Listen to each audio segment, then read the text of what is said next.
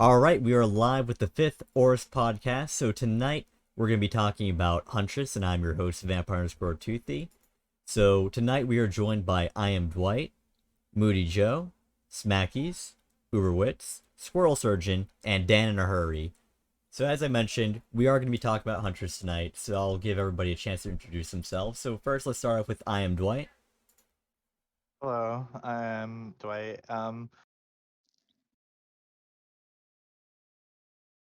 Oh wait, is that it? Did I cut out? Yeah, you did. Yep. Oh, sorry. I am Dwight. I am the survivor main, but I also do main Huntress quite a bit as well. All right, sweet. And now, Moody, would you like to introduce yourself?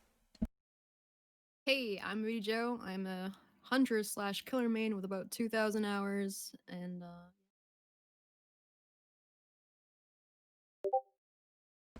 All right, and Smackies, would you like to introduce yourself?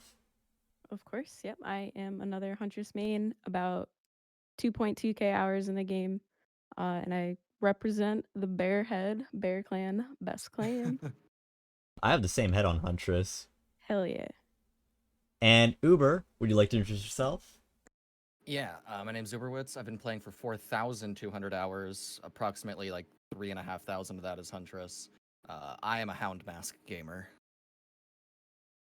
All right, and Dan, would you like to introduce yourself as well? Survivor slash killer man. I have a few thousand hours. I have a lot of experience against the Huntress, and I dabbled a little bit as Huntress.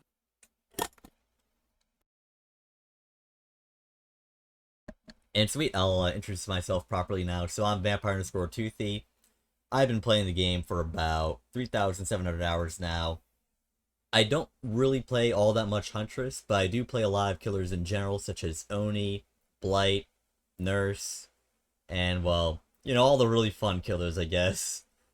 But yeah, I've been playing the game for a long time, and as I said, we will be talking about Huntress. So first, let's start off with the reasons as to why somebody might want to play Huntress. I don't get an introduction? Wait, hang Oh on. wait, shit, Squirtle, I'm so sorry. Alright, I'm so sorry, like, introduce yourself. I'm like, yo, what's up? I'm Squirtle. I have like 3.5k hours, mostly Survivor. Picked up Huntress about 2 months ago. Been playing her nonstop, so yeah. Sweet. I'm so sorry about that. Alright, so let's get started off with the reasons as to why we might want to play Huntress. So, for all of you, whatever order you all want to go in, why did you start playing Huntress? What was appealing about Huntress's power that made you want to learn her? I'll I start guess. off. Oh, yep, yeah. No, I'll start off. Okay, I Uber, started go. playing Huntress in late 2017, which at the time the most recent killer released was the Nightmare or Freddy. So in my mind, the only real competitive options were Nurse, Billy, and Huntress. And I really liked the unique ranged ability for her. And I typically like to play characters across games that are very mechanically intense, that require a lot of practice and physical ability to manipulate the keyboard and mouse to perform well. That's why I started really playing her. Similar reasons for me. She's ranged. She takes a lot of skill, if you ask me, and there's a lot to learning her and playing palettes around them. It's just super fun. I don't like playing M1 killers. They're boring to me. Say I have a similar reason of the ranged aspect of her makes her significantly more appealing to me to a lot of the other killers, and I think she's just satisfying, honestly. her I'm range very is much in the same boat. Sorry. it's definitely very appealing as FPS players as well, because as somebody who has been playing FPS games for most of her life, Huntress is Moody, just your mic is cutting out. very Sorry. different. It's cutting out. Oh no. Yeah. I And then might be more.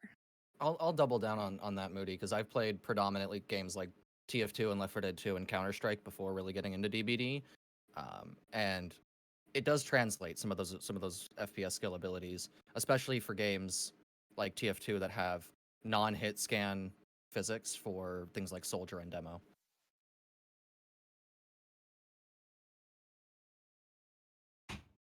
All right, did we give everyone a chance to bring up the reasons for wanting to play Huntress? Yeah, they gave some solid, some good reasons. I feel like I don't have anything to add to that. Fair. So I guess we'll Same. continue that into our next topic here, which is so with Huntress, there's been a lot of changes made to the game, but she's a killer who's been affected, or sorry, yeah, no, she's been a killer who's been affected the most, despite never really being changed in her base kit.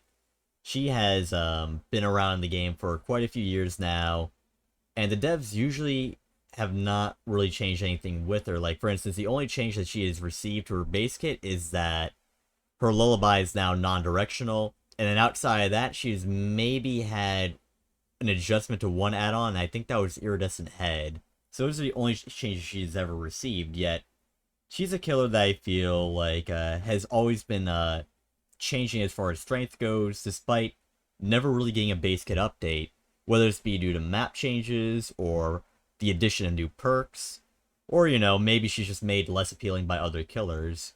So what are your thoughts on how the updates to this game affect the balance of Huntress? I think it's particularly because she is the only ranged character, or at least especially when she was released, the only ranged character, and for a good deal of time after that. The actual hitboxes of the game, I mean, that's a term we're probably going to have to bring up a lot, were actually very significant into the way that she plays. For those who might not be familiar, the hitbox of a survivor is a cylinder. It's just a straight up certain height, certain diameter cylinder. It has nothing to do with the actual model of the Like survivor. a capsule, I believe. Yeah, like a pill. Yeah, It's a pill. Yeah. it's a pill. Pill, cylinder.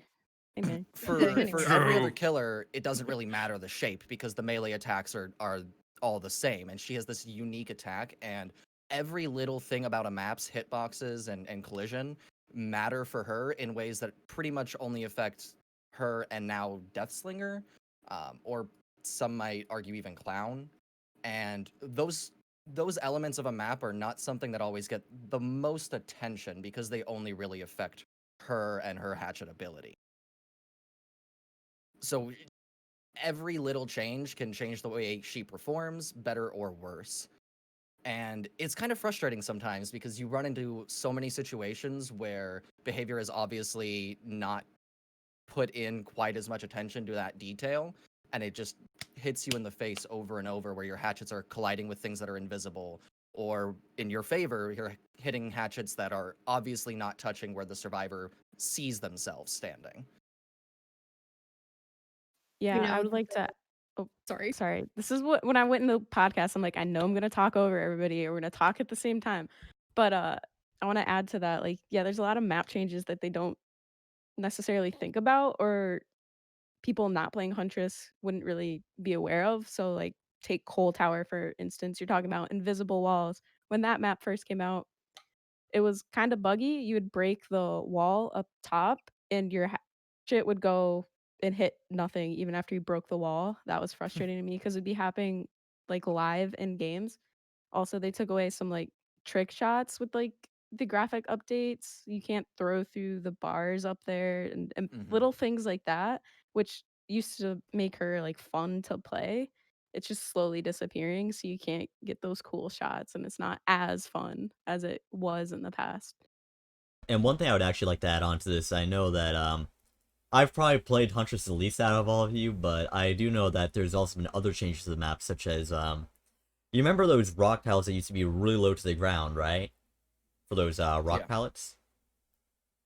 So I think it was around 2.0 where they raised a bunch of tiles, but yet they said they did this because they wanted to help M1 killers out with being able to mind game, but yet the one thing I've realized, and I don't know if you guys all share the same opinion, but have you noticed that the raised tiles don't really do anything to help M1 killers? Because if you stand in the right position, then you can still see where they're at, and in other cases, the tiles are just raised, and you can still see the killer throughout most of the tile. So, do you feel like this is a change that didn't really help out killers too much and instead just hurt Huntress? Obviously ignoring the really short killers. I was gonna say there was an alternate reason for this of what they just did with the last patch on Yamaoka. their solution to the rocks that you could climb on top of was to make all of them 2 to 3 times taller, and Huntress is now useless at almost all of the rock loops. And I think that both those patches just hurt her and didn't help other killers.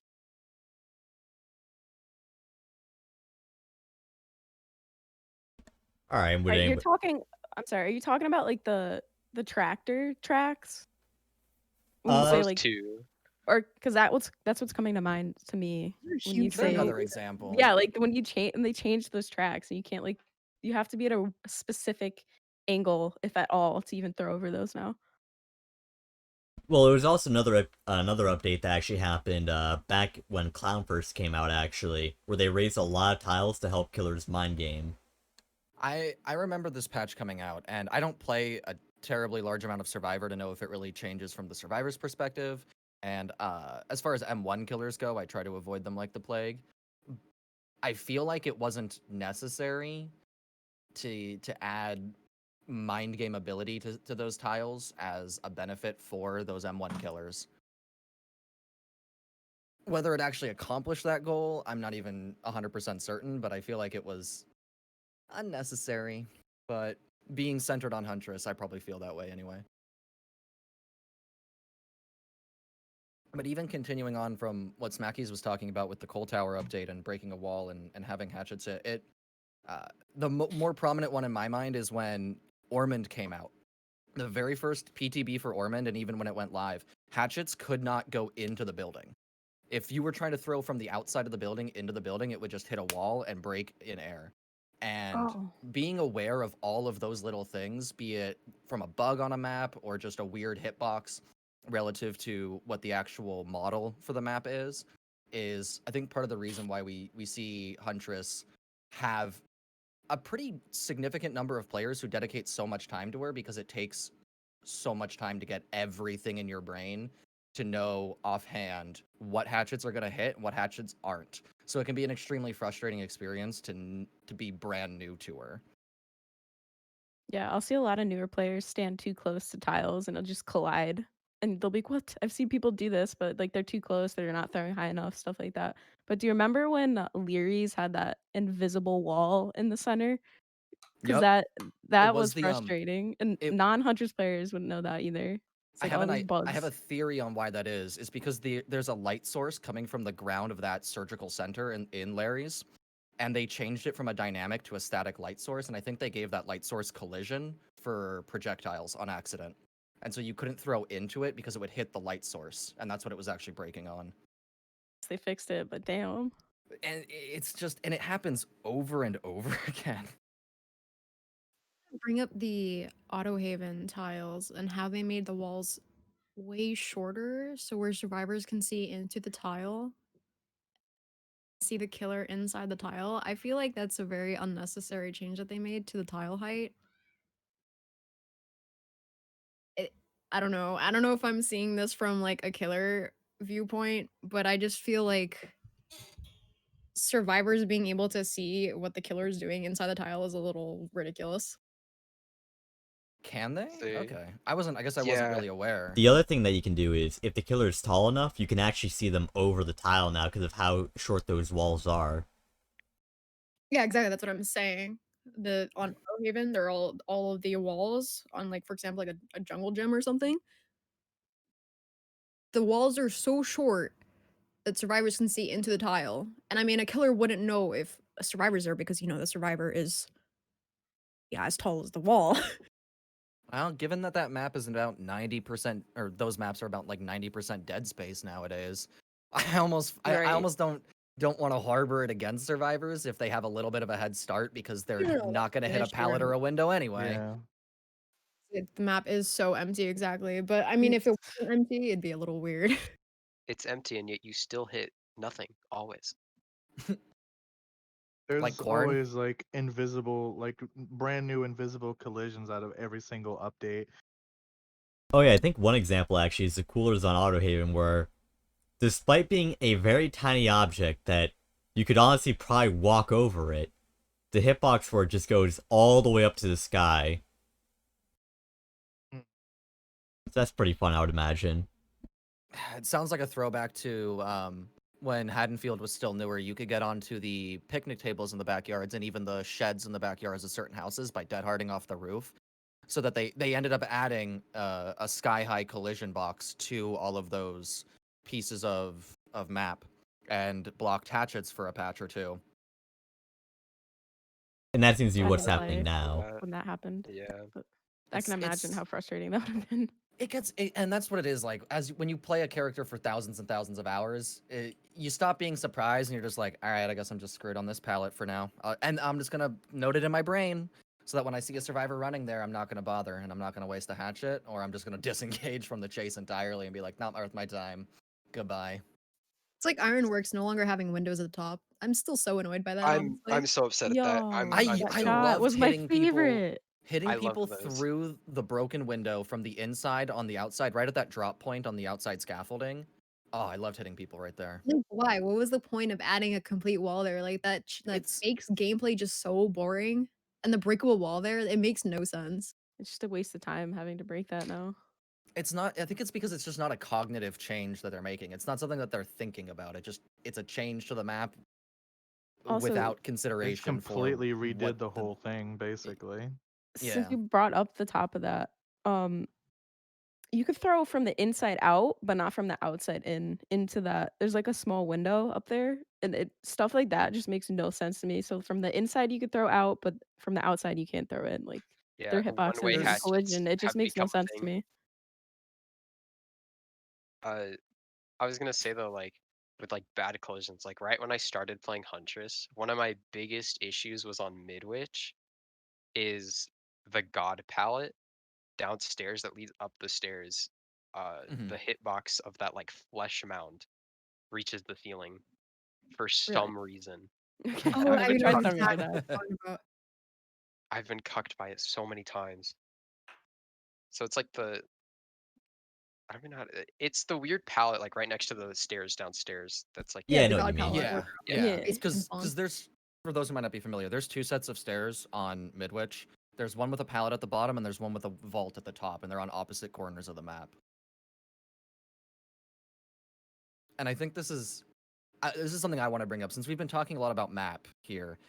One aspect of like map design that I take advantage of, something actually beneficial for Huntress, is the fact that the boundary, like the actual border of every individual map, is the same shape every single time, regardless of the actual orientation of the tiles within that map.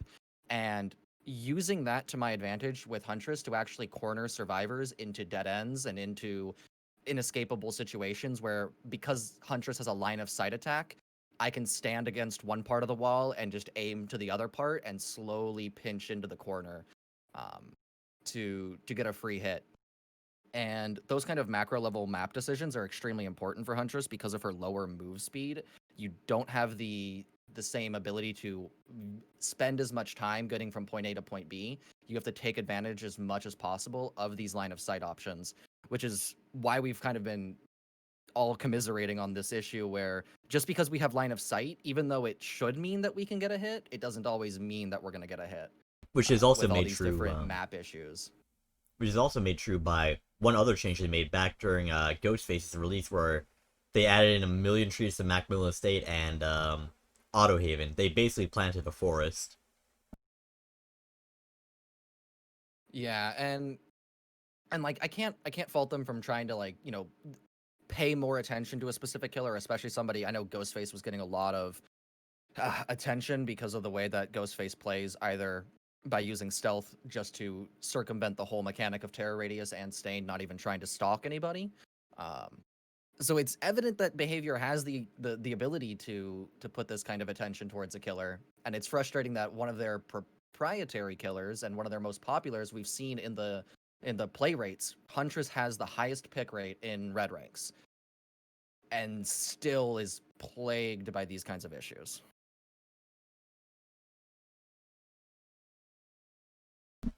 Yeah, like, I feel like I can't help but to feel that Huntress ends up getting neglected, actually, which is, we'll get into this later, but, like, it's actually why the add-on overhaul, kind of scares me, because we all saw what happened with Billy, where he's not much weaker by any means, but yet the change made to Billy made him significantly more unfun to Billy mains. In fact, there's a certain point where a bunch of them were just going to stop playing him, like, because of the way he was on the PTB as an example. Now, luckily they did fix that, but then they doubled back and then actually nerfed Billy again, if you all remember that. Yeah, but Huntress isn't getting a base kit change. She's only getting an add-on pass. And I feel like Knock as on long wood. as they don't hopefully, yeah, as long as they don't change the add-ons that don't really need much attention, like, I don't know, reload speed, like the gloves, like, I don't really care about that. Now, they need to change Eerie Head. We all know that. I hope we all agree. Yeah.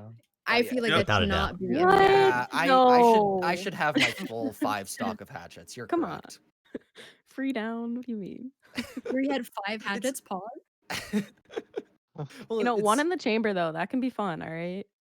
I don't say I run it, but I'm just saying it can be fun. I'm actually curious. I want to ask a question to the group. How many of us use add-ons on a regular basis? Like at least half of your games you're running add-ons for Huntress. I never use add-ons. I don't. Maybe Depends on the half. mood. That's about But- it. Dude, The I only gotta time- go for the Occasionally. The extra. only time I'll ever run add-ons is if I'm running Deerskin with infantry because I'm just going for cross maps constantly. That's the only add-on combo I run. I just the like flying the elbows on survivors. I just I like just like the going for extra cross maps when they're fun. Yeah, I agree. I just like the And- extra hatchets and the halves. That's it. So, and I specifically bring it up that a significant portion of us here don't use add-ons on a regular basis, right? And I think that's emblematic of the fact that her add-on design is obviously early behavior. The vast majority of her add-ons are either strict stat buffs, you know, reload speed, hatchet wind-up speed, move speed with the hatchet raised, cooldown between hatchets, or on-hit effects that apply standard, you know, blindness, exhaustion, and hindered. As opposed to the kind of more variety add-ons that you see on even just Hag. Hag's purple add-ons have a great variety of unique effects. And Huntress really only has like glowing concoction. It's an on-hit effect, but it's at least unique. It's not just a simple debuff towards the survivors. So I'm looking forward to seeing her add-on pass because worst case scenario, I'm not losing out on anything because I didn't use them in the beginning. And best case scenario, I'm actually going to get something unique and fun to do with Huntress's add-ons. I really am excited to see what they come with too, because they've been making these really creative add-ons. Like, I think Billy has that one where you see the aura. I mean, it's useless, but it's kind of cool because they're being super creative about these add-ons. But I really hope that they don't do an overhaul where, I don't know, an add-on does, absolutely nothing once again. Or kind of the opposite, because one thing we saw with Billy's add-on change on the PTB is he had an add-on that did not affect the way his chainsaw or his power worked at all. It actually gave him flashlight immunity or flashlight like resistance as an add-on. So I'm wondering if they're actually going to dabble more with the idea of add-ons that don't actually change the way the killer power works, but change the killer themselves. And maybe we could see more add-ons that don't affect our hatchets in any way, but just maybe give Huntress something else to work with so that we're not always just spamming hatchets. Not to say that I don't want to do that, because I do, but there's some variety that can be Exactly, thrown in like there. concoction, like you brought up, which is a add-on. I think it's a little underrated, to be honest, because everyone's always like, "Oh, Iron Maiden with gloves," because everyone thinks Iron Maiden is a good perk on her, which I don't think she is. Let's save perks for a minute though, because I still want to talk about add-ons a bit. The Yeah, go other thing on. about her add-on pass is that obviously she only has the 1 iridescent, and the behavior standard is supposed to be 2 iridescents. I think we've all thought about what her other iridescent could be, or just any general ideas. I've had 2 in my mind for a while, and I want everybody's take and ideas. Number 1, I think we've all heard, is basically collectible hatchets. Either when you hit a survivor and you down them, and then you pick up that survivor, like when you press spacebar, you get the hatchets back that you hit them with. Or potentially even hatchets that lodge into the map and just like land on the ground that you walk over and collect. Or hatchets that can break pallets, with some downsides, obviously, but that also came to my mind that I think would be kind of interesting. I like the actually idea thought that about you can that. pick up a hatchet for sure. Yeah, I thought of, you know how with the breakable walls, you can use Billy's M2 to break it. Like, what if we had to throw like 2 or 3 hatchets at a breakable wall to break it, or a pallet? I think that'd be pretty cool. It'd be a waste of time, but it'd be cool. I mean, it wouldn't necessarily be a waste of time if you're like, okay, you have 1 or 2 hatchets left and you know you want to reload anyway. I think we all do that. Like, I know I'm going for a reload, but I have 1 left. I'm just gonna try a cross map. I mean, like, Hail Mary, 1 in a million, you know? You know Just what's one think of idea I some had? like some maps where like you're just like you're going to like generators and check on gens, and you know for a fact that certain tiles have breakable walls. You could just chuck hatchets that way, hope it hits the breakable wall and destroys it while you're continuing to check gens. You know what's one idea I had, actually? So decrease the amount of hatchets that you have. So like, let's say you have only 3 hatchets, right? But if you hit somebody with a hatchet, it gives you a hatchet back, right? What would you all think Yeah. about that idea? Because running into that idea, I don't like lowering the amount of hatchets I have. I don't think any of us like that. Rather, maybe even spicier, making it so you don't reload from lockers, but you just reload from downing people. Kind of almost combining the first 2 I mentioned between getting your hatchets back when you pick up a survivor, or getting your hatchets back by walking over them on the ground. Like, what if you start with 6 hatchets and those are your 6 hatchets? End of story. You only get them back by finding them or picking up the survivor you hit with them. See, I couldn't do that because you're mentioning like Hail Marys and throwing your hatchets across the map. Like, we'd forget where they landed and stuff like that. Unless there'd be like some kind of indicator. I don't like the just 6 hatchets and that's all you have because she's so slow about- and that'd be a huge time commitment. 10. 10 And hatchets. you do get an indicator. You do get an indicator. It's got the Okay. white aura that know. that they Yeah. use for special auras. But what do you do if you throw it out of the map? Yeah, or it's an invisible wall that you can't reach, right? It's just like, oh, nothing, Yeah. dude. It would fall on the ground wherever that wall landed on the ground at the nearest actual location that you Okay, can move to. Do we think BHVR could do that though? Definitely not. They'd break it. I'd They'd expect them break to break it. the I'm not hundreds, going I to feel limit like. my hopes and dreams to whatever behavior is capable of. My hopes and dreams soar much higher. Here's my opinion on that. I think you should be able to pick up hatchets, but you're still gonna have a max of 5, and you can still reload it at lockers. Okay. Like a quality of life thing, sure. But that would make her a better killer, I feel like. I feel like her, yeah, she's interesting. Well, yeah. Well, Yeah, we're talking about an add-on, because- not necessarily a base kit change.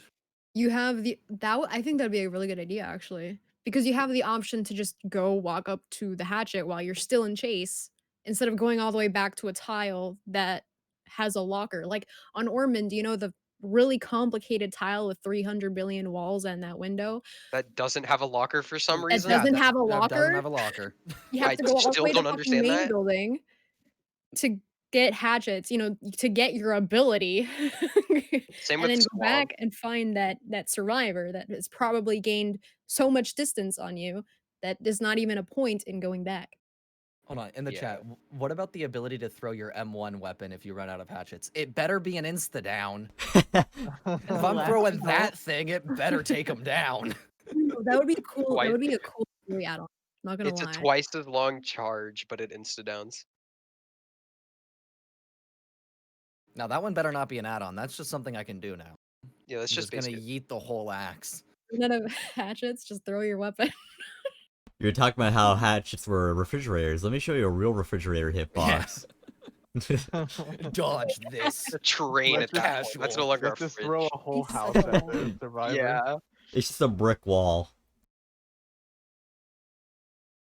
Be throwing an entire whale at a survivor.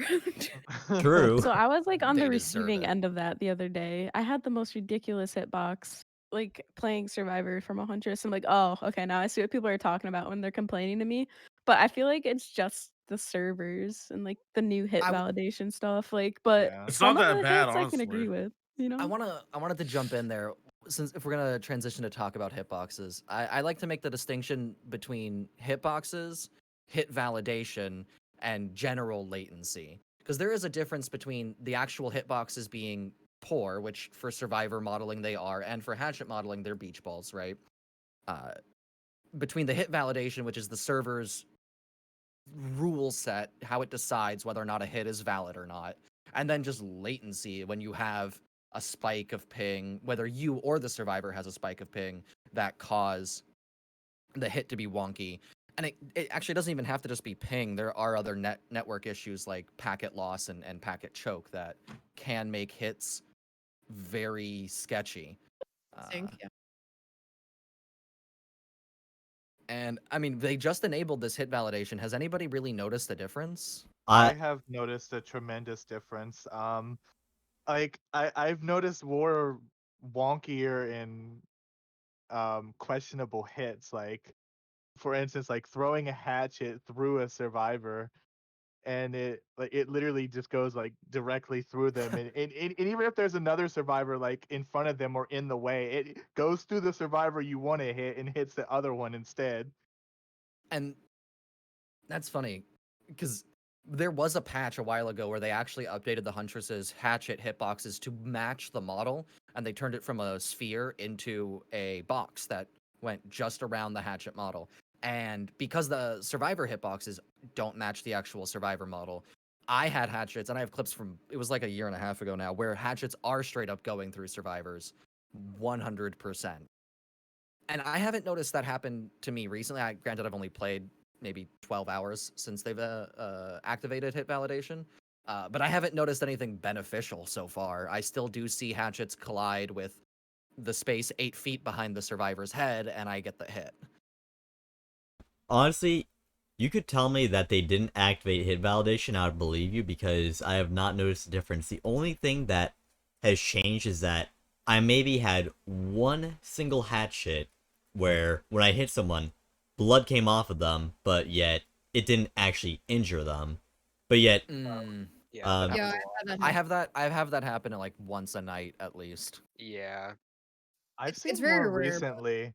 I've seen more recently where you down a survivor and like they're down on your screen, but then like 2 seconds later they're like all the way across the map, and you're just like, what? Ooh. Yeah, Sad I'm to on the say I same haven't had boat of that. not noticing anything with the hit validation. So I think it's safe to say then, between the hours here, that this hit validation is probably not going to solve the problem. And I wonder if it's almost worth behavior's time at this point. Like they've been trying to rectify hit validation, and if it's not going to solve the problem, then I've been thinking about different ways for them to make hits better without changing hit validation at all. And specifically within hit boxes for hatchets, I think instead of just having it a sphere, they could narrow it in a little bit and then actually make survivor hitboxes match what a survivor looks like. If they're going to be making an add-on pass anyway, I feel like that's the time for them to fix hitboxes. And based on the feedback that they get from that PTB, adjust her base kit to account for the fact that she's receiving an indirect nerf by fixing hitboxes, like actual hitboxes.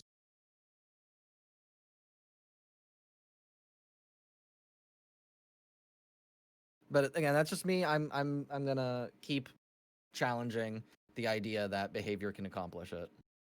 I think they can. It's just a matter of how they do it, because for me, I feel like behavior has a trend of they know what to change, right? Like, they know the issues in the game, and I think they're very well aware of the current problems with the game. However, I feel as if the one big issue is that their priorities are off, and in other cases, they have the wrong solution to the right problem. So, for instance, if we look back at Hillbilly, for instance, just as an example, so we knew that some of his add-ons were problematic, and this is just because it's the easiest thing for me to think of. So, for instance, we knew that Instasol was pretty busted. It was very unfun, and it pretty much made bad Billies extremely good because you'd have no reaction time. That was problematic. But you see, then the way they went about addressing it was that they solved the problem, but then they made a pretty useless add-on, which is the Tune Carburetor, and then they also introduced the overheat mechanic, because while they're working on his add-ons, they decided to touch up his base kit when the original plan was an add-on change. But it's something like that where they know the problem, but then I feel like they either go too far into it, or in other cases, they just have the wrong solution in mind. And this could be like an example of that, where they know there's a problem somewhere along the lines with the hits, but perhaps they have the wrong solution in mind and are making a fancy system that may not work out, or at least not in its current iteration. Mm-hmm. Yeah, and I mean, the best thing I can think of off the top of my head for that is that because old Machine Gun Huntress, which was Babushka and Mana Grass Braid, used to give you like a total of 30% faster hatchet windup rate, which essentially was insta hatchets, and they did successfully make the decision to just change just those add-ons. So I wonder if maybe it could be an internal structure at behavior that we're not familiar with. If they're just different hands touching those different things, that give me a little more hope that they're not going to make the same thing with Billy out of Huntress. I would say I feel like their best shot at like a proper add-on rework slash like kit rework was Bubba. I feel like his rework was like the first successful one that they've done, I guess I would say. So if they take it add-ons in a more of that direction without changing her base kit, probably. But I I don't just know. don't know what they would do with her base kit. What Yeah, would they even change about her? I feel like if they were to do something with her base kit, she would quickly become the least chosen killer. They would completely destroy Huntress, in my opinion, unless they magically make a base kit that is better. I just don't see that happening, and I really hope that they stick to their word and just keep it as an add-on pass. I hope they keep it to an add-on pass as well, but I do have a quick question while we're talking about, like, her base kit, and I actually want to get what all of you think of on this. And so you know how they've been making terror rate, it seems, right? And Huntress had a lullaby because of the fact that, they didn't do this at the time. The only example of a killer that did that was Myers, but nowadays they have a whole bunch of killers that have their own themes both in the lobby and in game. So what I would like to know is, what if they eliminated the lullaby but increased the size of her terror radius and used the lullaby as their terror radius theme? What would all of you think of that? I personally like the lullaby. I just think that Same. detectable things should work for the lullaby as well. Yeah. I just think lullaby should act as a terror radius rather than I mean, at Hear it like 45 meters, if 100 it's meters away. Well, not 100, but well, no, at no. a But I distance. mean like in terms of detection per Oh, se. you mean so I can play in City's Huntress, right? And she doesn't make any noises, right? Is that what you're talking about? Yeah, that's what I mean. I mean, I Pretty think that should much. apply to her lullaby as well. I don't know about that because like that seems a little unfair because she's one of the only ranged killers and you just not knowing she's there puts you at a huge advantage Like and the survivor's Deathslinger? at a disadvantage. Yeah, I'm like, but Deathslinger does that. Yeah, Yeah, Yeah, I but exactly. Deathslinger has a strict maximum range that Huntress doesn't. True. A Huntress actually. hatchet can theoretically go the entire width of the map.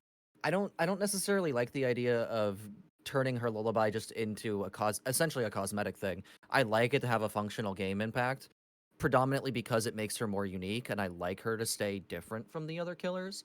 I think between calling it her base kit or maybe even calling it an add-on, there's ways to change her that make her more interesting. Like, let's say the lullaby is something that almost similar to how Freddy's lullaby works, where you hear the lullaby based on certain conditions. And it could be something like when the huntress is not in a chase, the lullaby slowly gets bigger and bigger and bigger. And then once you actually get into a chase, once you're engaged with the survivor, she stops the lullaby, at least maybe not as wide of a lullaby. That way, not ever, the adjacent survivors, the ones you aren't really chasing, aren't very much aware that you are in the area because you're not putting pressure on them because you're committing attention and resources to the one survivor you're chasing. And you could even tune that into an add-on as well to make it so that either it increases or decreases the rate at which the lullaby recedes and grows between chases. and therefore give it the ability to interact with terror radius perks in a different way. That way, when you're in a chase, it might count, but when you're out of a chase, it might not. So that you're not oppressive with the size of your lullaby counting for terror radius perks. So, like, giving a survivor-specific lullaby type thing, I think that would be really cool for especially for a for Survivor's side. I think it would make her even more unique to have just, like, a lullaby engulfing around you, you know, you're running from a killer, and she's just singing aggressively at you while you're Some running lunatic away. That'd be with a sick. hatchet. Either Like like, her that deep lullaby singing like right she's now. so excited to exactly. kill you that she's just literally singing. It Yeah. so I really enjoy that they made her lullaby full, like, they made the entire song instead of having, like, just that specific loop. Because I remember when they changed that and everyone was like, "Wait, did they change her lullaby?" No, they just made it longer and it sounds deeper because, you know, she keeps singing it. And now I don't Well, know where I'm going with this, but, you know. the deep lullaby that I mentioned is when you're not in a chase for an extended period of time as Huntress, she actually goes down an octave. Like Yeah. if you are not in a chase, I think it's a minute or a minute and 30 seconds. It Yeah, straight up goes she down an keeps having octave. a key change when she's not into a chase and you hear the full lullaby. When you get into a chase, it resets.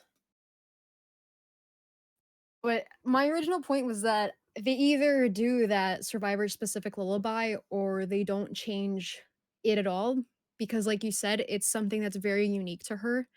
Her lullaby, having that range and then having her terror radius. The only downside about that is that when you're getting closer to survivors, they tend to have a warning of to become immersed. They become a Claudette. Oh, oh yeah. They get And into the but shadow realm. you know, like Smackies said, she is a ranged killer. Her hatchets do not have a limit like Deathslinger. So I feel like she should not be changed at all. I think she's probably one of the most balanced killers. I mean, apart from her hitboxes, unfortunately. So that's Mhm. my take. I feel like she should not be changed. I Yeah, think she's I definitely up agree. there I with like. completely agree.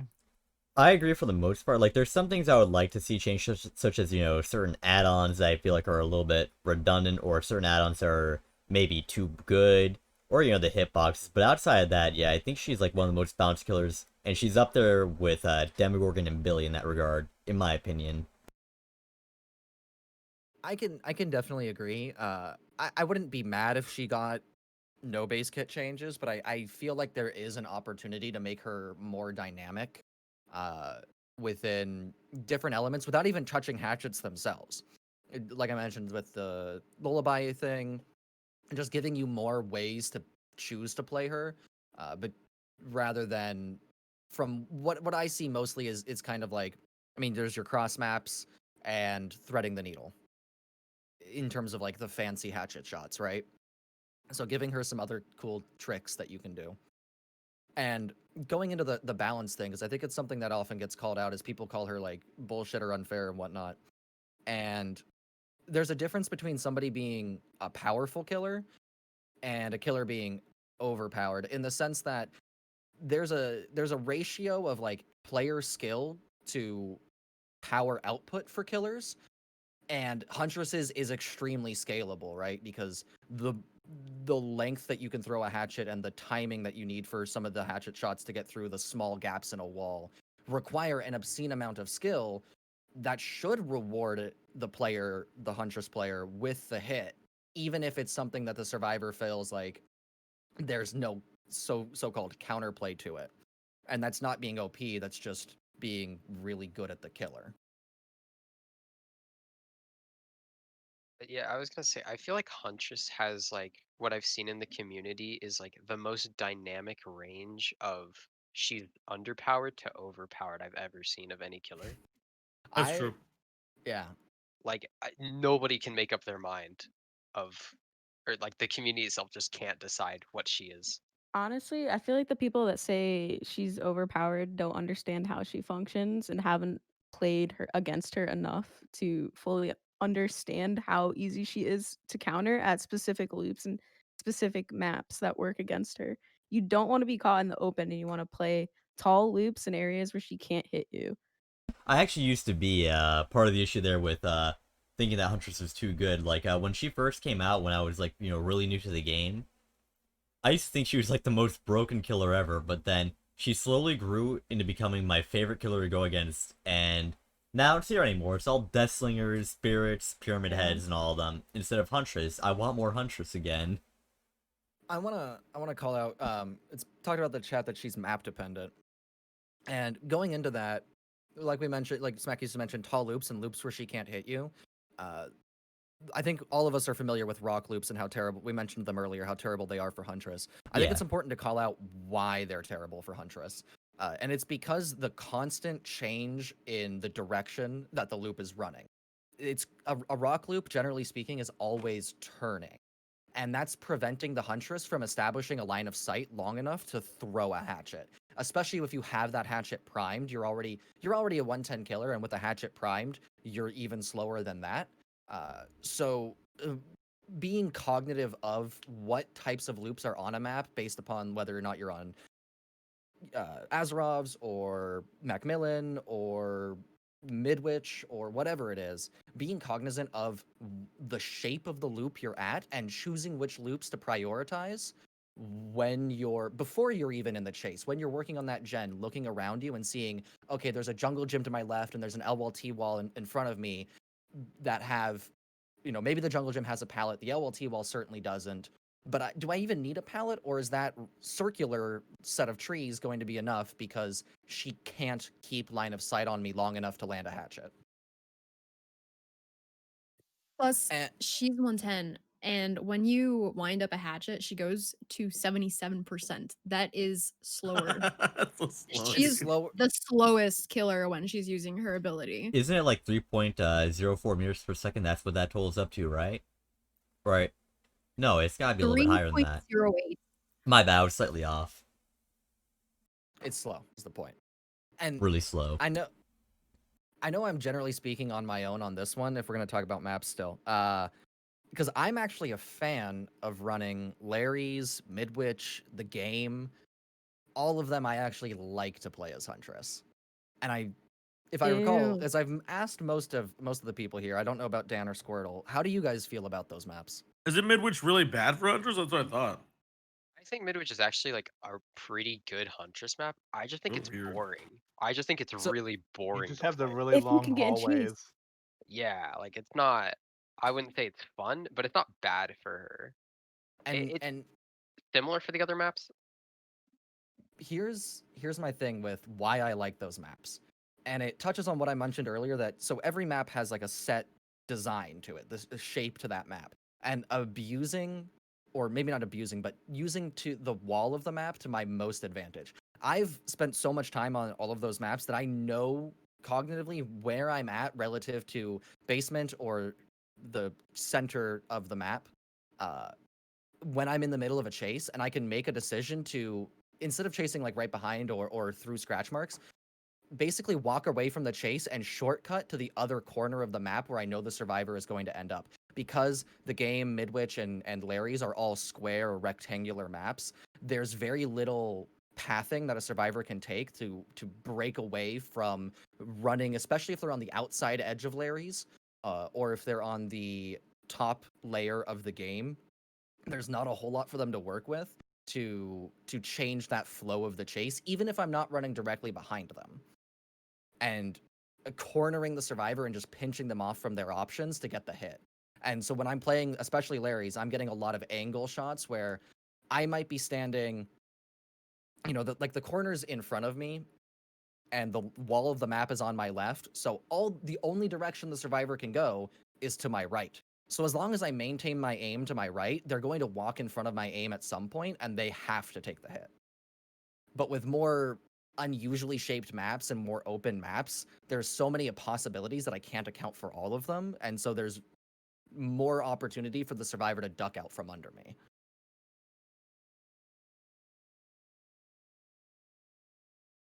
I just don't like indoor maps in general. They're not fun, and like chat is mentioning cross maps. Yeah, those are what Huntress is all about. But like And get Leary's against a really good survivor, you just want to quit the game and uninstall. I'd still rather get Larry's over Midwich, to be honest. Midwich is probably my least favorite map in the game, but I do know that everyone has their own map preferences, but for me, I actually dislike the indoor maps. And I'll explain a little bit as to why. So for me, I play a lot of movement-based killers, and so a lot of the killers that I play, I like to go for like really cool hits and whatnot. Huntress is an exception there, but she is a ranged killer, so I play them a little bit less. But for me, whenever I get an indoors map, it feels bad because of the fact that I feel like my options get cut down because I'm not getting to chase it as often, right? Because there's no line of sight for the most part, and then on top of that, the other issue I end up having is that they're just so cramped up. Like, old areas, I actually liked old areas because the hallways were actually pretty cleared out. But on the indoor maps, they're actually a lot more cramped, especially as of the Larry's rework. And so there isn't really a whole lot of room to actually go for any crazy plays or anything like that. I think maybe the only exception to this is maybe getting meat plant on the top level. And following up to the, I think Smackies, you said it's all about cross maps, and that's something that I think I differ from most people on as well. I don't generally go for cross maps more than once or maybe twice in a given game if it's particularly a good map for them. I almost always prioritize in chase hatchets and hatchets threading the needle, getting through small gaps in a chase. And in Larry's in particular, because it typically ends up happening where I'm throwing a hatchet that goes through a window and 2 different doorways at an angle to get the hit. It's never just a clear cut direct, like straight on shot. I'm always seeing the survivor come from like the left or the right, and I already have my aim set up down this angle and throwing the hatchet so that they're gonna run into it. Because they have, again, nowhere else to go because they're already up against the edge of the map. They have to run into it. I think there's also one other benefit to indoors maps where I may not like them. Like, for me, I'm never really a fan of seeing them, but there is one benefit I have to acknowledge to them, which is the fact that, because I always get cucked whenever I'm playing Survivor, where I just never know where the killer is at, so it kind of adds on to the fact that if you play your cards right, they're going to have a hard time keeping track with you, especially with a non-directional lullaby. That being said, I still dislike indoor maps, but I have to acknowledge the one benefit there. Like for a similar reason of what Uber was talking about, just the prediction hatchets on indoor maps feel like greatly more satisfying than other maps in my opinion. And it's one of the reasons that I do enjoy like somewhat playing on those maps. I just don't like getting spammed with them. Oh, I don't like playing the same map multiple times in a row, even if it's my favorite one. Yeah. But That's part I of the can why. see the appeal. Part of one of the reasons why she's so appealing, because you can do literally anything you want with her. You can go for those cross maps. You can do more close range hatchets, melee hatchets. Some people just prefer that very accurate play style, where other people will be like, whoa, I want to go for this cool hatchet that I might, get. Like, just that idea of, oh, what if I go for this shot and I get this? It's pretty exciting. And then the reward that you get for hitting that hatchet just makes you feel amazing. Honestly, Oh, I've been for feeling sure. that when I was getting back into Huntress again, actually, the other night, where before I used to be like so cautious with the hatchets that I would throw, but I just stopped caring. I just started going for the shots, letting them go, and it feels really satisfying to get like, those long range hatchets where you just don't give a shit. You just go for them, and then if you land them, it's just such a nice surprise. It feels really good to land those shots. Yeah. I'm so addicted to that feeling that I'll sometimes throw a hatchet and I'll have like a slug get picked up off the ground around the same time I expect the hatchet hit. And I get a little bit excited because I see in the corner of my eye that the portraits have changed. And I just I do assumed the that all hatchet the landed. time. I do just that, assumed I got the hit. especially now that the Right. blood squish is gone. Oh, yeah. I do that constantly. But I'll literally throw games for cross maps at times. Like Same. What if it makes it even better if it's like a TTV and then you can see their point of view and you're like, hell yeah. yeah, I love that. exactly. Gotta go watch the VOD, Sacrifice be a at you. pack. That reminds me of that one time I was playing on a I forget what the map's called. It's one of the Auto Haven maps, and where like the shack is like right in the middle of the map. That's And Wrecker's Wrecker's Yard. Yard. I was chasing a survivor, and like I got a notification, like a tinker notification that a survivor was on a generator. I threw a hatchet cross map down that survivor because they were injured while I was still chasing somebody else. That was just so Those satisfying. are nice. Okay, that's an interesting transition. Tinkerer on Huntress? What caused you to make that decision? Just play around with different builds, like see what's fun, what's not. Okay. Dwight okay. probably also saw me science. spamming Tinker on a bunch of different killers because the information you get is so good. I was gonna say, I feel like Tinker is just like a different type of almost like why did my brain just stop working? I run this perk, the perk where when 2 survivors are in a gen. Disco. Yeah, discordance. There we go. I don't know why my brain spaced out, but I feel like Tinker is just like another type of discordance, I see kind that. of. You know I what I think- mean? Like it still applies, but in a different way. I want us all. What are the 4 core perks that you run that you would say like this is the build that you prioritize? Because for me it is barbecue, nurses, disco or discordance, and I'm all ears currently. Mine is barbecue. I'm a Shadowborn gamer. Can't aim without it. Discordance and then bitter. Smackies. I think everybody says barbecue for sure. Like, let's just all put that out there. If Right. you're not running it, what are you doing? I'm willing to be open minded. I'm also a Shadowborn gamer, and I love Bitter Murmur, and I rotate between Corrupt and Whispers for my 4th. I can't not play without Bitter Murmur. I just love aura reading. For me, I have the basic bitch huntress build where I run barbecue, whispers, nurses calling, and Iron Maiden. I run all of that except Iron Maiden. I replace with typically Discordance or I Am All Ears, one of the two. I I would feel say like Whispers and I'm all Corrupt, ears would be though. better than Discordance. I feel like. It can be. It It partially comes down to preference, but partially comes down to preference, but this is a comment I want to make since somebody said Bitter Murmur. I won't put them on the block for it. With perks in particular, perks that activate on conditions that the killer is not in control of. Things like Disco, I'm All Ears, Bitter Murmur. You're not making a conscious decision for that perk to activate, right? And of those 3, Bitter Murmur is the only one that has a strict finite number of times it can activate in a game. It can only trigger 5 times maximum. But I'm All Ears has and Disco don't have that same restriction, and so I feel like I'm getting more value, even if they're not necessarily triggering that many more times. But I don't feel like I have to work for every ounce of value out of each activation because there's always the next one. But with Bitter Murmur, because I haven't played with it a ton, but when I have tried it, I run into it a lot where it activates when I'm already in a chase or carrying somebody or somehow not able to make use of the information that Bitter Murmur provides in that moment. And then that activation is gone to the ethos forever. Like I'm never getting that activation back. So I feel like it puts me under pressure to squeeze every drop of value that I can, and I'm not always able to. So do Yeah, you feel like I that, can see. Smacky, No, sometimes? I agree. I know. Like Yeah. sometimes it get procs. Like you're holding a survivor, you can't do anything about it. But it's just good to know. Okay, that survivor's running in this direction. They're gonna go over here. They're gonna do this, and you can go after. Or like, but you're kind of screwed if you get an indoor map or something like where you can't really do anything about the snipe or anything. one of the But yeah, it's big reasons definitely I run it not a is for just strong perk. It's more of a just for fun perk. Yeah, I think it's like a And that's fair. montage perk, dude. Like a really Yeah, fucking Yeah, classic that's called cross a montage maps perk, dude. with montage. it, going for prediction shots using it. It It's just makes it more fun for dude, me. and the That's amazing. survivor's like, what the hell? How did you know? That's fair because they're probably unlike barbecue, like you mentioned, is pretty darn ubiquitous. Not that as popular as Bitter Murmur is, because I'm pretty sure Queen Kuro runs it. Not that many people are going to be accounting for it, right? Like They they're never not going do. to be It's- expecting. I feel like it's an Oh, yeah. underrated perk, no? I think it can be, yeah.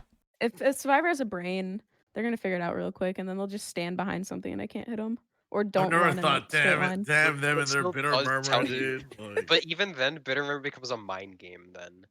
Wait, my favorite thing about Bitter Murmur though is like if say you had a bad game. It happens sometimes. Like the end, it lasts extra longer, so you can see what the survivors are planning. So you can I'm not kind of pull it familiar with back. Endgame. Sorry, Ha I ha ha. 4K beforehand. I don't. You don't.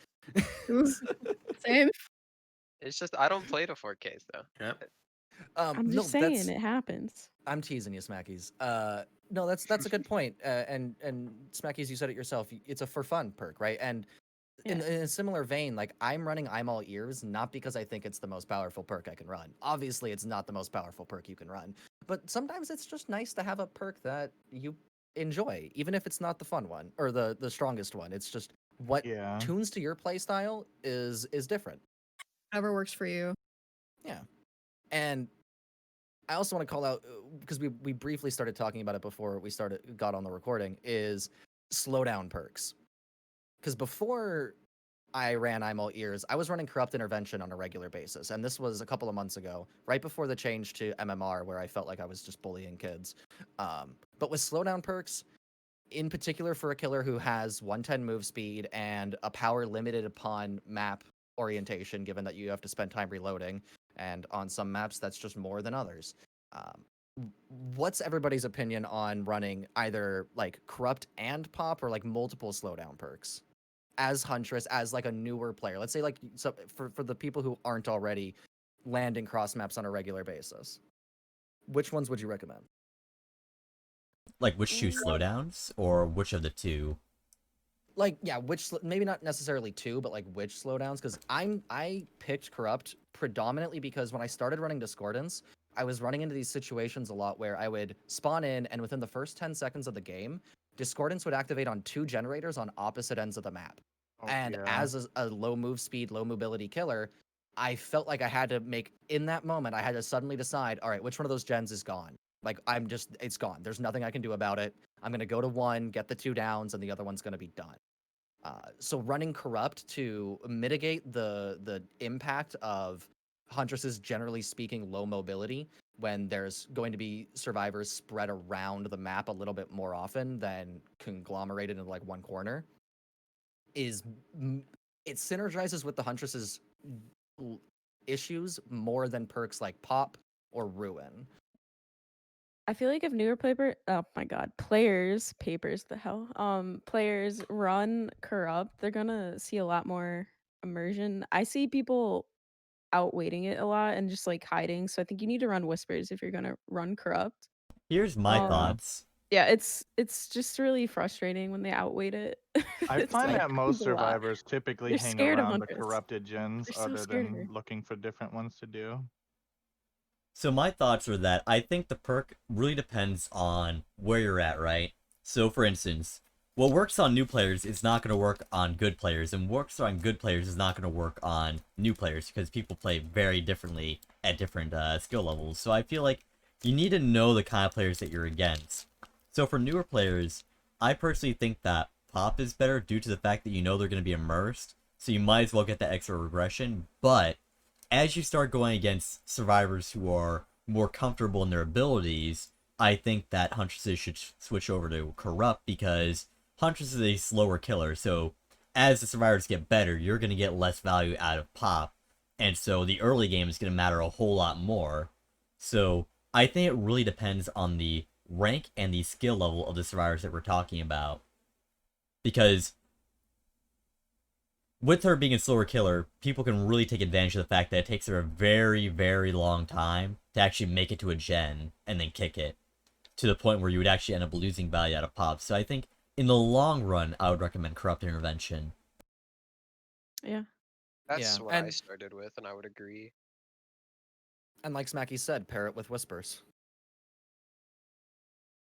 It sucks Pretty though, much. because you're down a perk slot and you want to run something else. So if I want to challenge myself, I won't run whispers. And it's Well, yeah, like, all right, guess use my game sense. Let's go. That's when you get good. Hey. Yeah, I Um, literally run mean- 3 aura reading perks just for the sake of hitting cross map. So yeah, You know, that's a trend. Like we were Plus glowing all concoction.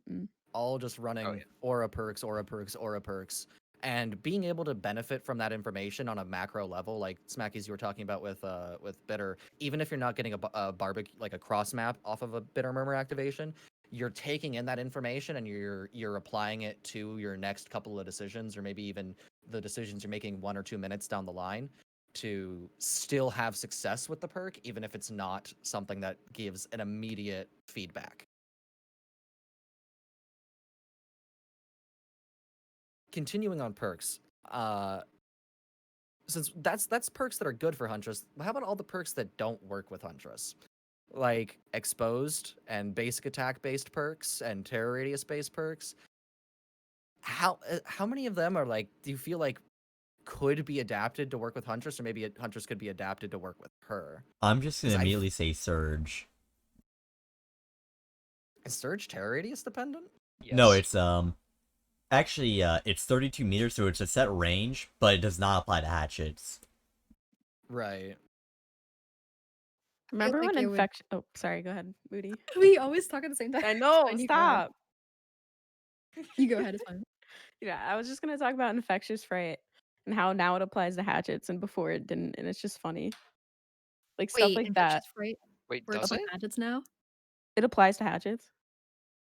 I Huntress feel just like has a before- tiny terror radius. She just Wait, yeah. I didn't know that. That's pretty dumb. I feel like I Just feel like have that it. should not be a thing.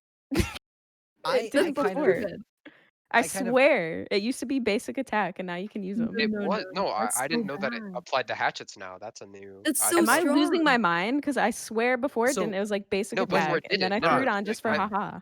I'm saying you're When- right. It didn't. That's why I'm like, wait, it does now. Yeah, when Infectious Fright got released, it was M1 only, but the same change that makes it apply on chainsaws makes it work on hatchets. It's any I guess it down. doesn't make sense Oh, right. because Okay, if it didn't work on hatchets, it wouldn't work on Plague's Vial, so or Corrupt rather. I mean, it's pretty common for behavior to make perks that don't synergize with the killer they're for. To be fair, they do that all the time. It's infuriating. So, whoa, when the plague first came out, Infectious always worked on her, but didn't on the Hunters. But I guess now it does. So well, when Infectious used- Infectious first came out, it was M1 only, and Oh, then it they didn't changed work it on to the do Plague. any. Weird. No, it was just any M1 down counted for Infectious, and then they changed it to be any down at all, which means that it works for her Corrupt Purge, like the red puke, because it used to Yeah. not work with red puke. I think it's But- so surprising because none of us run infectious on Huntress. Dude, I just for true. science. You get sometimes you get It's bored. a terror radius dependent perk because it only works within your terror radius, and given that you Yeah. only have a smaller terror radius, it's not as useful because of that. I'm about Yeah, to start running no, it's a distressing, terrible bro. perk. I'm Don't telling run you. it for Huntress. Do not. Let's just change Dressing it to infections. apply You to will get it the procced, like- lullaby. Maybe like once or twice. You will proc it on the Honestly, one what I- Blundet that's just hiding right behind the junk loop, and that's it. What I want is for certain exposed perks to work with hatchets, specifically exposed perks that don't affect the killer but affect the survivor. Like, okay, not Noed, not Devour Hope, but things like Haunted. Iron Maiden's exposed status, where it's applied to the survivor rather than a function of the killer. I feel like if the survivor can Oh. see the status effect exposed, I want my hatchet to trigger it. Yeah, that's a good point. Dude, imagine getting haunted grounds and then cross mapping somebody with a hatchet. Tough. Oh, That's God. just I beauty could in so motion. That'd be the see biggest haunted fuck you in the grounds face ever. undying. See, could you imagine running Undying Haunted and then just sitting there waiting for them to finish cleansing the totem? Undying, gosh, Haunted, and amazing. Retribution. Fog. Oh my. Hey, people run it on Oh my Deathslinger. goodness. They should make it Hey. work on Huntress. I wanted to bring up old meta builds and how before Oh. they changed the hitboxes when survivors were crouched while they were healing. You know how their hitbox was, like 10 times bigger than it's supposed to be while they were healing each other. Good times. Oh yeah. So, I remember that meta build being, of course, Nurse's Calling, Mhm. Whisper's Ruin, and then something I don't remember. Maybe Barbecue. Thanatophobia or something. I don't know. well, know for it a was for a something- period of sorry to cut you off. I think you're I thinking didn't- of Sloppy Butcher because for a period of time, Sloppy Butcher applied on hatchets. I don't know. I don't remember what it was, but I know that everybody ran nurses because, you wanted to hit that, disgusting over the head hatchet that everybody abused. Literally healing behind a rock, and you just throw it over the rock, and you Throw it hit over and 'em. you're like, fuck you. I- Fuck your healing. Hey, Or I like still over the run gens, nurses. dude. I You miss can still those. do it. The Yeah, but gens like back like, then it you was still much do more it, but- severe. Exactly. It was much more disgusting back then. If But I you look- still do run nurses, and this is one thing I kind of forgot about because I still put nurses like on par with barbecue. Like I would just feel just as pained losing nurses as I would losing barbecue. I still like to hit those shots. I understand why they made the changes though, because it was kind Oh, of it's a good good change. change. It's a good But change. still, No, I- Very it- much it's changed. it was so fun. but I it, but very it, much miss those. I miss them, but it also makes me think because when they made that change to adjust healing hitboxes, because what I understand what the issue was is as a survivor, it used to be like if you were not crouching, your hitbox was as tall as if you were standing. So they changed it so that the healing status now actually adjusts your hitbox. And I remember seeing a lot of people be pretty upset, but at the same time, I presume everybody here remembers the old Auto Haven trucks, where the flatbed part of the truck was as tall as the cab, the front half, and Oh you my. could not hit a hatchet over that whatsoever. And Yeah. how happy we were, justifiably, that they fixed that. And it's like it's the same thing from the other perspective. These hitboxes need to be adjusted to reflect what the people see on the screen. Yeah, I do agree because like the more accurate it is, the better it's going to be for everybody. Because I think fixing the hitboxes for both sides is a good way to get people to stop complaining about hitboxes. And just acknowledge that they're bad. It's fine. Yeah, like it's okay that some of the hitboxes are bad because it's an old game. But now that it's been out for long enough, let's fix them up. I was bullying. I was saying the players were bad. Oh, Including me. Including me. well, I mean, you're not wrong though. I mean, you go into a public game and tell me what happens within the first 2 minutes. Oh, normally I have True. 2 down and 1 on hook already. Pretty Same. Yeah, exactly. Disco goes off. I roll up on that gen. I probably hit an arc shot, so they're already injured. I get 2 people on the ground simultaneously, and before I can even hook them, a third tries to be the hero of the situation and ends up dying as well. Beautiful, love it.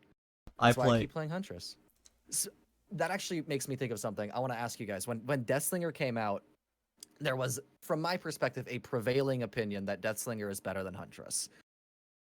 Thoughts? A lot of the uninformed and people would say that who probably agree, didn't me too. play enough Huntress. I think it's 'Cause very. they're similar, but they're not. Like there's so many things Huntress can do that Deathslinger can't, and vice versa. The only thing that Deathslinger is unquestionably better at is zoning. Yeah, Yeah, I would Well, agree. sorta. Yeah. Well, there's one thing I want to Here's bring my up. thing. Here's my thing with Deathslinger. Huntress is undeniably better at managing multiple survivors at a single time. Deathslinger, what you shoot your shot, even if it hits, you have to reel them in and then melee, right? And then you have your melee cooldown. But the Huntress, presuming you're fully loaded, you can miss a hatchet, you can land a hatchet, it's faster than a melee, you can apply it to multiple survivors in rapid succession. And so if you roll up on 2 or even 3 survivors, I mean, if you're fully loaded, 5 hatchets is 2 survivors down and the last one injured, and then you just followed up with a melee attack. And there's no way that Slinger can do that same thing in the same amount of time to a group of 3 survivors. And Yeah. running perks that give you that aura reading, like Discordance, like I'm All Ears, like Bitter Murmur, to let you know where there are clusters, to play to your strengths because you, again, have low move speed. I know we said it a million times, but playing into that by going to the groups and just machine gunning them. He just has very good snowball ability compared to Deathslinger. He just has none. He can't snowball Yeah, at all because he has one shot. You have to reel it in, just like you said, Uber. It's just not- the huge problem with Deathslinger is like his chase potential is like undeniably good.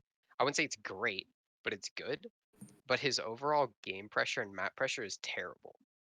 I agree. If you get a save the best for last Deathslinger and you're all grouped up, it's like GG. I Wow, feel Oh, like yeah, definitely. the Huntress If is a higher skill ceiling, but I feel like both them, like average players playing Deathslinger and Huntress, I feel like the Deathslinger has more power. Like if you have like an average Deathslinger compared to an average Huntress, Here's my thoughts. I think that it's easier to play. I would agree with that. Well, Becca, thank you so much for the raid. Welcome on in, everybody. You came just in time for the Huntress podcast. But I think when it comes to Huntress versus Deathslinger, it's very circumstantial. I think it depends on the map, and it depends on the loadout that we're talking about. Because one thing that's really important to keep in mind about Huntress is that she doesn't have a whole lot of perk variety, whereas Deathslinger, he has a lot of perk variety. He has a lot of synergies, like because his attack is a basic M1 attack despite having a powered projectile, he can have a lot more perks activate. Like, he can have Sloppy activate on his attack, he can have Surge go off, he can have exposed perks work with it.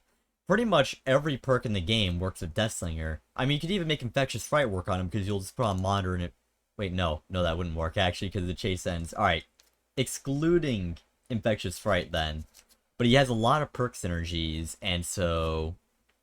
I think that because of his synergies, he can do better in some circumstances, but I think that when you are provided a chance to snowball, Huntress does better. I can definitely see that, That's but true. that's not to say that they can't make those perks work for Huntress. I mean, Sloppy did used to apply on hatchets, like I already said. Bring Black Sloppy. That's all I want. That's all. But moving on even from Deathslinger, with again talking about perks, what's one thing, like one kind of, like, not necessarily a perk design, but something that you would want to see, kind of a unique interaction for Huntress? Because I think because she's ranged, there's an opportunity for a perk design to be based upon, like, how far away basically things are from you when you get a down, rather than how close they are. Because most perks right now activate, within that terror radius or within a strict limit of where the killer is, rather than what's not in that area. Kind of the way barbecue does, in the sense that it activates on things that are too far away rather than too close. Here's what I think would actually be really cool. What if Surge activated within 32 meters of where Survivor was downed? And that would actually have a really unique interaction with Huntress, because say that you down someone from across the map, right? Then it would cause the generators within 32 meters of that Survivor to regress. And I think that would be a really That would cool be cool. interaction. That would be cool, yeah. Then you pair that with Surveillance, and now you have basically a homing beacon where you down somebody, now you know if anybody's going to work on any of those gens nearby. And I think that would be a really cool interaction between Huntress and Surge. I would definitely create some interesting synergies applying perks like that. Or also, even, what about Survivor? Because we've been talking about killer perks for a while. What are some Survivor perks that have either positive or negative interactions with the Huntress? Object counters her completely because she can no longer get the trick shots. Yeah, I think it's Object is like the most problematic perk for Huntress, because if they play in the way that, oh, I see you're walking towards me, I'm now going to run as fast as I possibly can, then you're completely useless because of how Yeah. I slow mean, you that's are and only other if you're going factors. for long shots. No, but I Well, mean, like, Yeah, even not in even long shots, because of how slow she is. If like they see you walking towards them just for a regular chase, then they already have way more warning, it and because depends, she's like, a slow killer, it makes it way more painful. yeah, it depends on how the survivor uses it. Like, if they run super early and position themselves at a really nice tile, it kind of makes it frustrating. And if they have dead hard, it's even better, you know? Oh yeah, speaking of perks that are very annoying as Huntress, Dead Hard. Yeah. Once you know they have it, though, it's not as bad, but it's still annoying, especially if you know you would have had them, and it just makes the chase that much more painful, especially if it's like a rock loop or something where you have to, like, catch up to them. it was your last hatchet and they dead hard out from under it. Exactly. Yeah, and dead hard was the other one on my mind when I brought up the question, because I don't think necessarily Object 100% counters her. It makes cross Right. maps nigh impossible, and yeah, there are survivors who can, they use it to the best of their ability by getting to loops or getting to tiles that are extremely difficult to run as Huntress, with that information that they're getting from Object. But Dead Hard, like Smackies, you just said, once you know they have it, I feel like it's my obligation as the killer to play around it by just not throwing into it, or if I am just getting it out of the way by throwing a hatchet that I don't even think it's gonna hit, but it's gonna scare them, and they're gonna waste their dead hard. I would say bonus to dead hard is that if you throw it at a different survivor, there's a 50% chance the wrong survivor will use dead hard, and it looks really funny. I do love calling out dead hard, waiting for it, the dead hard, then you throw your hatch out. That's always fun. I have a Right. quick It's question fun with considering that that. and DS. I do have a question considering that you all play Huntress, but how about Urban? I know what you're about to say. I'm not talking about for immersion, but what I am talking about is Urban for like the hatchets where you can throw over the tile, but not the survivor's crouching. How do you feel about people who use that perk to crouch to move around a tile faster to have more time to avoid a hatchet? That's Like funny I as think shit. this I've never seen interaction. that. Wait, what was that? That's funny because I don't usually play Huntress, so I'm usually against the Huntress, and I usually don't see that. But it sounds really funny. It sounds interesting. It sounds funny, but it's not something I've seen anybody really put into practice. I think if Yeah. I saw it in game, I like the first 2 loops around the loop, I would be like, "What the f are they doing?" And then it would click, and I'd be like, "This cheeky motherfucker." I will That's so say funny. I have had this used against me on rock loops before. Like specifically the ones where there's like tiny holes where you can throw through if they're running, but not when they're crouching, and I just couldn't figure out where the survivor was. Oh, And then I was like, "Oh, Irvin." It was surprising to say the least. It's a little annoying, but like once you've realized they have it, you just hold W. Eh, I I feel like doesn't. it would actually be very hard to use urban correctly like that. Like I Oh yeah, for especially sure. like if you take like a car loop, um you'll still catch up to them and you can like angle it where you can get the hit, like things like that. It'd be very hard to put into practice, but it definitely sounds funny and interesting. that's what makes it all the better then. I'm the more we're talking about this, the more I have respect for anybody who can do this. If you're using urban in chase, I want to see it happen and I want to fight you for it. I want to go against it. I bring that up But because I actually ran that for a time. Except the issue is that I never got Huntress, so I took it off. And Vampire, you mentioned DS. One thing about DS that I love doing is counting down. Oops, sorry. The time between when they actually hit me with DS and when I have them on the ground again, because she's ranged, that stun duration is Means nothing. not always enough. If you're Yeah. if you're on a cold wind, if you are in an open area, there's so many times where I get hit by a DS and the 5-second stun is up and I can still see them and I just pop them again. Like, did you enjoy your 11 seconds of freedom? What's fun is Deathslinger can actually do the same thing where so with DS it's a 5-second stun, but you only get 4 seconds to run, where his harpoon only goes out 18 meters. Well, the Survivor's only made enough distance to travel 16, so you can actually immediately shoot someone with Deathslinger as well and still get them, which is kind of funny. I regret knowing that. Yeah. Things like that are great. I think they're funny. Yeah, just like what Uber said, being able to like count down the amount of seconds, knowing that it was useless to the survivor, is great. How about okay? They're talking about head on in chat. I think head on is so much fun to play against. I love knowing because when you know they're in there and that's what they're going for, trying to bait it out of them or like going to the locker and just reloading and then walking away and waiting for them to get out normally and then coming right back into the loop and hitting them. Has anybody done that? I've done that a lot. Wait, you mean to say Almost that people are never. running head on against my Iron Maiden? That's why people run it. I hear people say, "Yeah, I run Iron Maiden for head on and to counter barbecue." And like, do you know how rare that actually happens? But okay.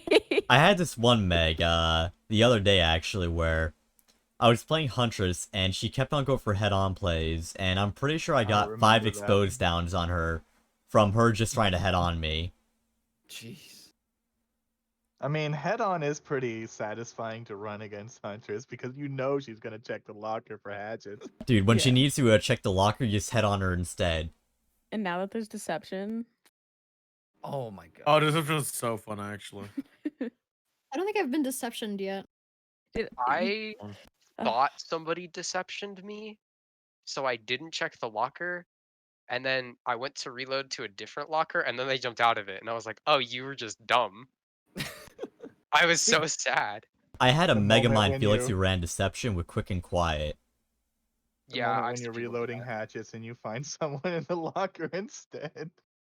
Those are always great. Best Countless. feeling.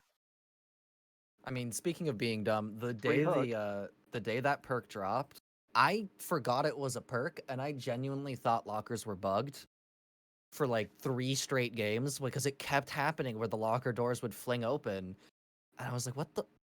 Like, am I lagging? Are they lagging?" Nice. Oh, it's like the old Iron Maiden glitch where when you opened a locker, it would play the animation twice. Oh yeah, and I think before that, it was either before that or after that, it would play the locker animation, but at normal speed. Like the Huntress would move faster, but the locker wouldn't. Yeah, So you were reaching through the doors, and then you would walk away, and then the doors would close after you've walked away. those Ugh. were great. I'm trying to think of any other Survivor perks that particularly bother me when I'm playing Huntress, or that I'm particularly excited to see when I'm playing Huntress, compared to the only other killer I play with any significant proficiency is Nurse. Hope is dope. I just think live Oh, will fuck forever Hope. surprise me. It I- probably No matter how would. many times I play against it, it always surprises me somehow. I think it would for me, if not for the fact that live is the exhaustion perk I run when I do play Survivor. I don't like sprint burst, and I'm not gonna trust Dead Hard at all, so I typically end up Fair. on live. I think Hope is probably the scariest perk to see against Huntress, not because it'll get used very often, but for the good survivors who run it, it's like good luck ever catching them if they're at like a rock or whatever. Yeah. Yeah, You're not Yeah, gonna do no, it. you that can't. movement speed difference is can't catch up. awful. It's not possible. But Uber doesn't get to end game. Yeah, I don't know what Yeah. Hope is, sorry. Uber doesn't have to do. Uber doesn't know what hope or adrenaline are. Those perks don't Not an exist. Uber problem. Kind of unrelated to necessarily like Huntress as herself, but on the topic of matchmaking right now, because we haven't talked about matchmaking, is there anything you guys are doing to accommodate for matchmaking when you can tell, right? Like you're a minute or even 2 minutes into the game against a group of survivors, and you just know that you are punching down. Like these are not people that should have been matched against you.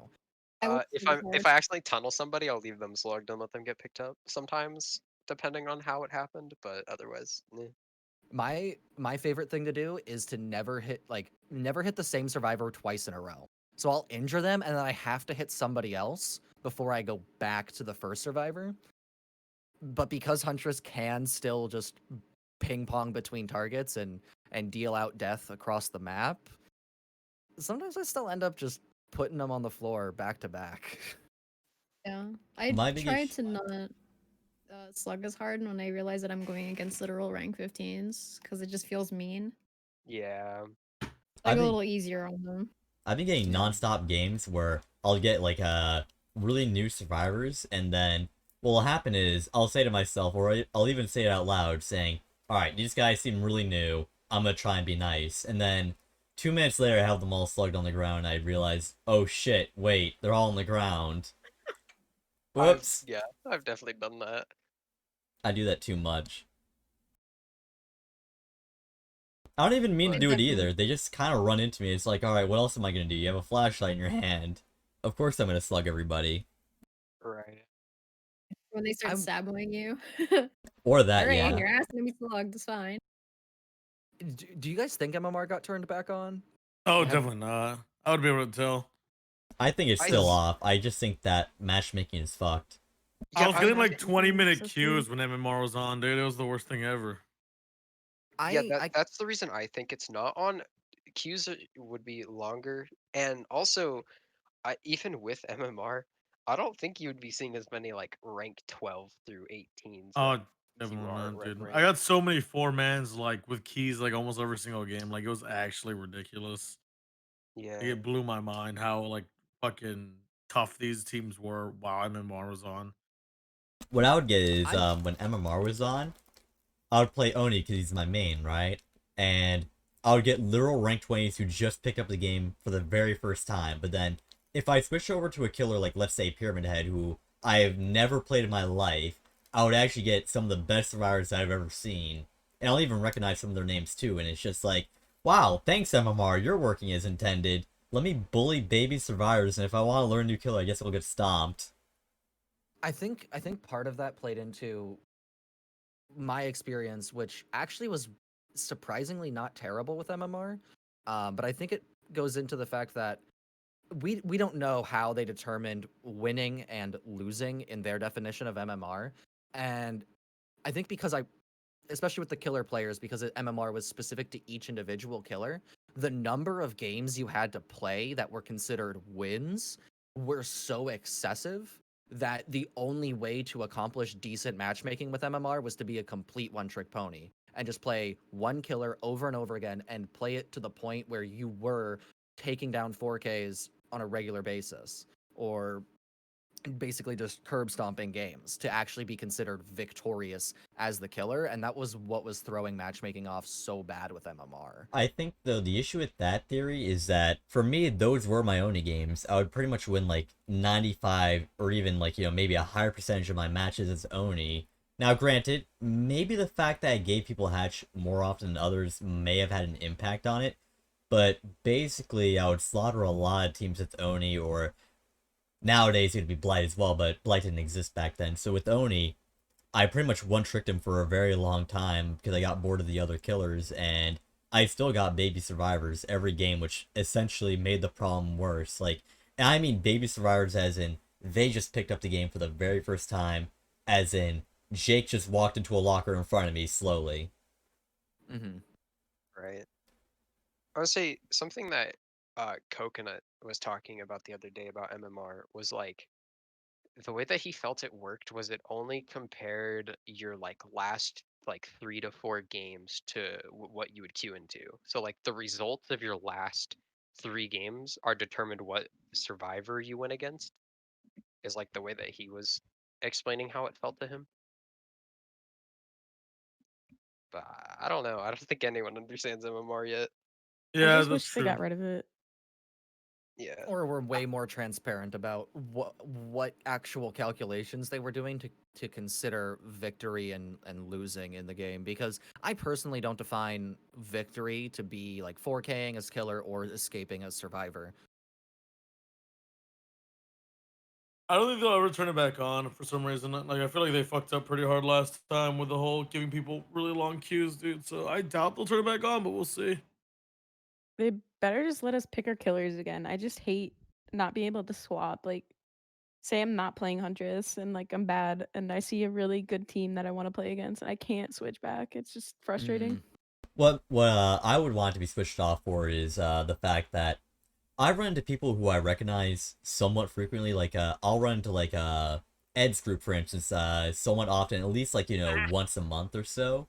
And I'll be playing a killer that either I don't know how to play, or I'll be playing a killer that I know they don't like. And it's like, come on, I want to switch to something that everybody can enjoy. Like, let me switch to the killer that has the cake, and let me switch over to the killer that I also feel comfortable with, that I know they're not going to absolutely despise. Like, why can't I switch to the killer that I know everyone will enjoy?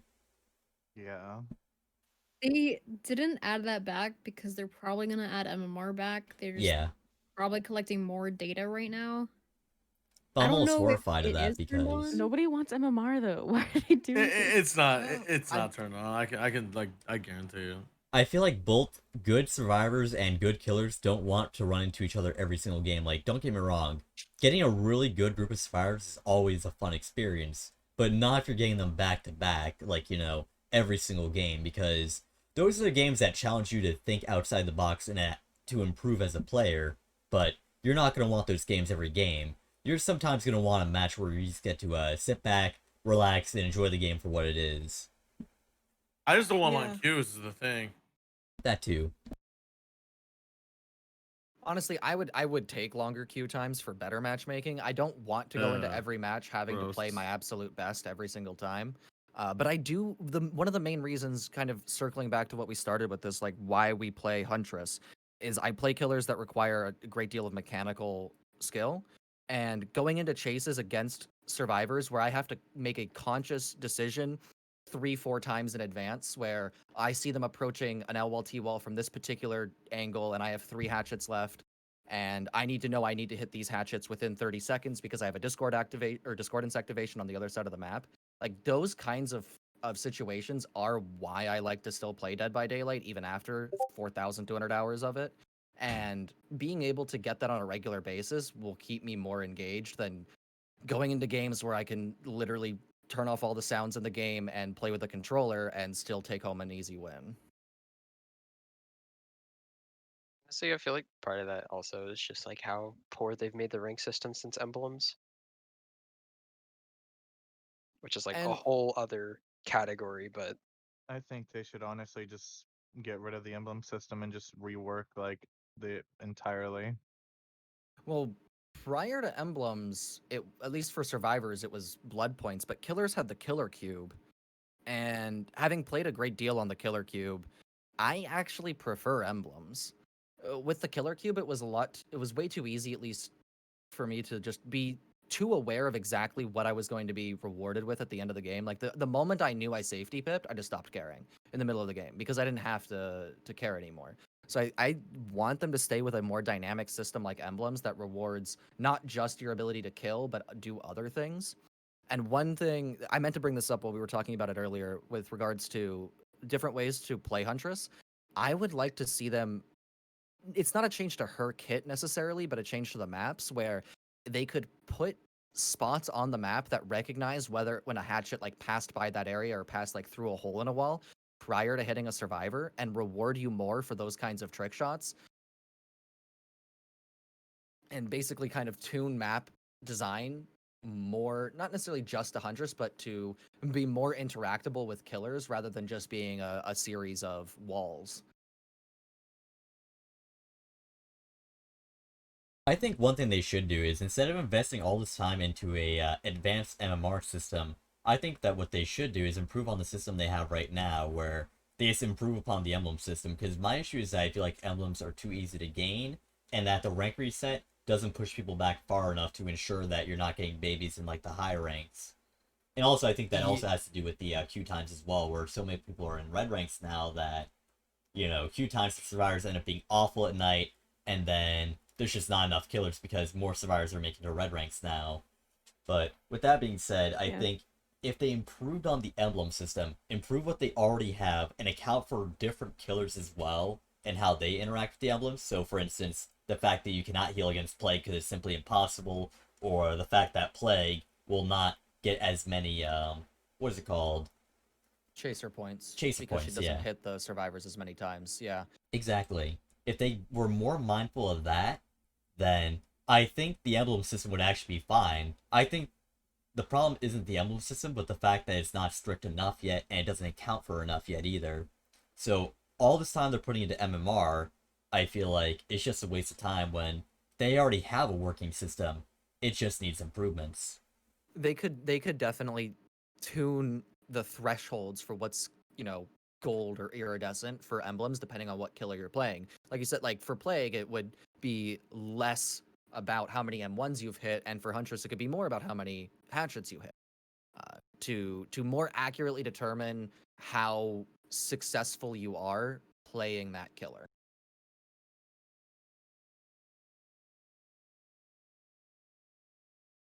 Also, the really weird thing about emblems is that, for whatever reason, the better you do with the killer, the worse you perform, as in, like, if they have, like, powers. I bring that up because someone brought up Billy, who can instant down. Because of that, he also lacks in emblems. So it's kind of funny. Yeah, you can tell a Millie from a Billy with that.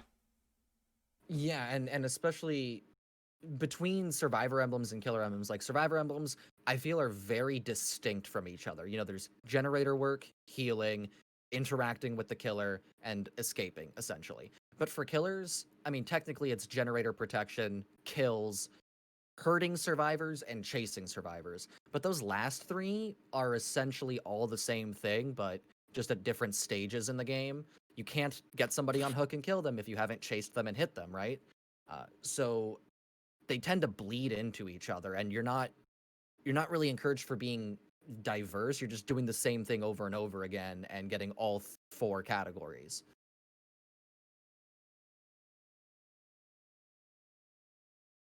I want to raise the question. Jumping topics here. If Huntress didn't exist in the game, suddenly she was gone, what killers would everybody here predominantly play? Because I know I would just spam nurse at that point. I was gonna say Plague or I'd nurse? probably mostly play nurse because I just find nurse the second most fun killer right now. Again, I play killer mostly for fun basis over skill or the other options, but I'd probably end up turning into a variety killer. It'd probably be Billy or Pig. Even though I'm really bad at Billy, he's still fun to me and getting curves, even though like we all know that he's not the same. But True. I do enjoy playing him. Very fun and rewarding. True. I know he's not the strongest, but personally, Myers. Oh. I really enjoy like spooky Myers. Just See? so much Tombstone Mars is fun. pretty fun. I feel like now that Mores are nerfed. Seeing where like I'm not really a Huntress main here because So, well, like, I play Huntress, but let's just say that Huntress and Oni didn't exist. Then in that case, I would move on to probably Billy, Nurse, or... I don't know, actually. Maybe Billy or Nurse, I guess, is, Actually, no, probably Blight. I would probably be a Blight main. I haven't really touched Blight too much, but everyone says he's super fun. He's super fun and he's insanely powerful because of the fact that he can shut down so many powerful tiles. Like, for instance, you can absolutely delete the cow tree. By the way, Walnut, I saw it before you actually posted that. I was actually thinking about Blight. I saw it before you, sorry, I said that before you posted that. But, Blight's so short though, dude. It's so weird to play him, honestly. Feels like I'm a gremlin or something, dude. Oh yeah, they need to That's fix awesome. that, and they will fix Oh that. yeah, I don't know why his POV is literally 3 inches. It's from the worse ground, than but- Victor's somehow, which is really weird. Goes back to when we were talking about hitboxes. It takes behavior quite some time to fix certain things, even if they are simple things. What if behavior changes the add-ons for the Huntress and they take out all the wind-up add-ons? I think I'd I'd be be okay with fine that. with that. Yeah, I'd be fine with that. Crazy to me. It Yeah, messes I feel like muscle it's memory too really much. hard. They had a really good survivor on super type loops without the half at least. I have not used the half or really any add-ons in quite some time. I can't remember the last time I ran it. I wouldn't miss it at all, and I would like them to be more we were talking about add-ons earlier. Like I would like to see more diverse add-on design. I am not a fan of add-ons that are just simple stat changes, more hatchets, faster hatchets, or on hit effects that are just simple exhaustion, hindered. I like to see more dynamic things that change the way or give me new options entirely, as opposed to my hatchets are simply stronger. That's why I really like the add-ons on Wraith, because he's like one of the killers that I actually point to all the time, where despite being a killer who really needs some more work and more attention, I find his add-ons tend to add something new to his base kit where, alright, he already had increased movement speed before, but basically that's only to make up for the fact that he has to uncloak eventually. But his Windstorm add-ons add mobility to his kit. He has Shadow Dance, which adds in faster actions while you're cloaked. He has Serpent, which allows you to have a new mind game when you pair that up with Shadow Dance, where you zone people out with Brutal Strength and Shadow Dance, and then you're directly on top of them, and they don't have nowhere else to go. You know, you add in a new zoning tool with that, or, you know, a new mind game in a way as to, like, you know, what he's gonna do. Or you have Bone Clapper, which makes him harder to discern where he's coming from. Or in another case, you have the All-Seeing add-ons, which give him more information. It adds information to his kit. So I think Wraith actually has some of the most exciting add-ons in the game as far as just, you know, changing up your power goes. And I think that he's a good example of perhaps what they should go for. Yeah. And I'm trying to think of any kind of add-on design that could really go that direction, but I think it's much more difficult when hatchets are a little more of a straightforward mechanic. It's a flying death sphere. And kind of like what we saw with Billy on the PTB, I mentioned it. They did start experimenting with add-ons that don't actually affect the power, but affect the killer. And seeing more add-ons maybe that give Huntress more stealth gameplay, or even better tracking instead of through auras, but maybe through some other kind of unique ability where you maybe be able to track a survivor after you've hit them with a hatchet. Maybe they leave scratch marks while walking or something like that. Give Huntress the spoon. Oh yeah, I- because the nurse has that add-on that makes it easier to hear people who are injured, right? Yeah, if I you hit didn't- them with a blink attack for 1 minute, they're louder. What about one where they're like you hit them with a hatchet and their footsteps are louder? You can hear their footsteps better. Like I think that'd be interesting. How about as another idea? For every hatchet you're missing, you perform actions slightly faster. So like maybe by like 2 or 3% for every hatchet missing. So like breaking pallets, picking up, or vaulting, etc.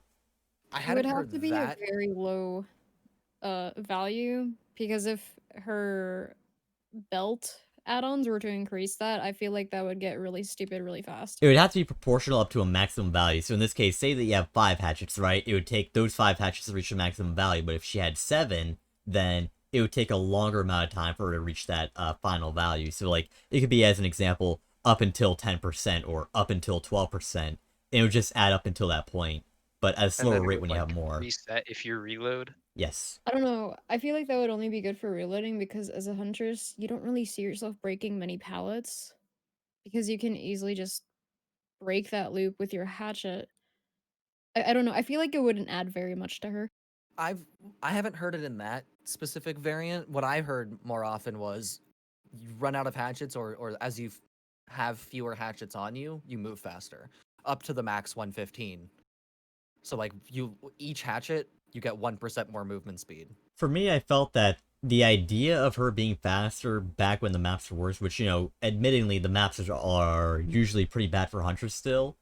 I feel like while I was on board with the idea similar to that in the past with Huntress, I feel like nowadays it's a really dangerous idea considering how some killers are from what we've learned. Like, it seems like a dangerous idea to give a ranged killer 150% speed nowadays. Especially Well, with, but the like, new point being, perks. the point being, if you have no hatchets, you're not a ranged killer anymore. And the moment you reload, you're back to 110. Right. I mean, I'm not opposed to it. It's just that, I don't know. Maybe it's just different. Maybe that's why I'm not so for it anymore. I think it's just that I feel it's like I different. prefer the whole her picking up hatchets. I think that sounds cooler. Well, Or maybe both of them combined. well, the picking up Oh. hatchets was more of an add-on, and this is more of a base kit discussion. Yeah. Yeah, I but feel what like if it you would be could cool combine both though, of them into one an time. add-on? I wouldn't want to adjust her speed. I think it's balanced the way it is, even though sometimes it's frustrating. I understand why, Yeah. and any Yeah. change to it would just I don't know. I don't Yeah, think she needs to be stronger. I think she's good where she's at. Like Yeah. only because she's such a high skill ceiling is the reason. Oh yeah, Or they could that was just a place question more I lockers on the had map. of where do you guys place Huntress on the killer tier list at skill floor? So like brand new Huntress versus brand new other killers versus mastery level of other killers and Huntress. I feel like Hunter's like C tier, honestly. To be honest, but I feel like she's a really high skill ceiling, like a nurse, though. Is the thing. So Maybe even higher than nurse. I put a brand new Huntress in the bottom ranks, like the bottom 25%. I don't normally go like A, B, C, D, E. I just think in like top 10, top 5, or like bottom 10 or bottom 5. I would put her in the bottom 10 at brand new. And honestly, at like the theoretical perfect Huntress, I put top 5 after nurse, I put it after Spirit, to be honest. Like a perfect Spirit, I Yeah, think, is I better than a probably would perfect too. Huntress. I think she goes. I'd put her probably under most of the movement characters. Maybe not Billy anymore, but like Blight even. For me, I've always been weird in the sense that I don't really think, I feel like I've always felt that Huntress is a little bit overrated. Not by much, mind you. Like, I think that a lot of the credit she gets for being a powerful killer comes with good reason, but I do feel as if there's some killers that people may not have considered to be better in the past that definitely are now. I think that a new Huntress is definitely one of the weaker killers in the game due to the fact that you're not really going to be doing much if you're always missing your hatchets, but a really good Huntress, I feel like, is maybe like the 8th best or something like that. Because I tend to find that there's other killers that may be stronger due to the fact that they do certain things better and they have more pressure overall. Because I value the pressure that a killer can have. And when you get into like the, larger maps or, maps that break a lot of line of sight, I think she ends up being weaker even if you are really, really good. Yeah. So, for reference, my top 5 would probably be Nurse, Spirit, Blight, Hag, and then either Pyramid Head or Oni, depending on who it is. No matter what, you have your 6 killers there. Whoever ends up being in 5th or 6th, I honestly don't know. And then you would have, like, maybe... I feel like I would be weird for saying this, but maybe Doctor, honestly. You could say it's a toss-up between Doctor or Huntress for that final space. As weird as that might sound. Because Doctor has a pretty bloated kit. And it's a lot better now. My only issue with Doctor is like running away from loops is his counter, and it's really easy to do that. Oh yeah, 100%. Unless you're like almost He's up to not- their necks kissing them, you can't even use your power, dude, to stop the loop. Feels like, to be honest. Yeah. That's why I say, it's definitely subjective there, so I would say that I either put a Huntress at 7th or 8th. It's hard for me to say, for sure. I think if kind of averaging both sides, I would put her around 7th or 8th. But like I said, the top tier is pretty high and the bottom is pretty low. Yeah. So Yeah. if you're gonna decide to play Huntress, I feel like you're going all in. There's a reason why she's not played in tournaments. Yeah. Speaking of, like, And I maps... see Nurse, Hag, Pyramid Head now that he's out because he's very strong at loops. Very strong, and he can ignore quite a few perks as well. Yeah, he's kind of the he has a built-in anti-DS ability, so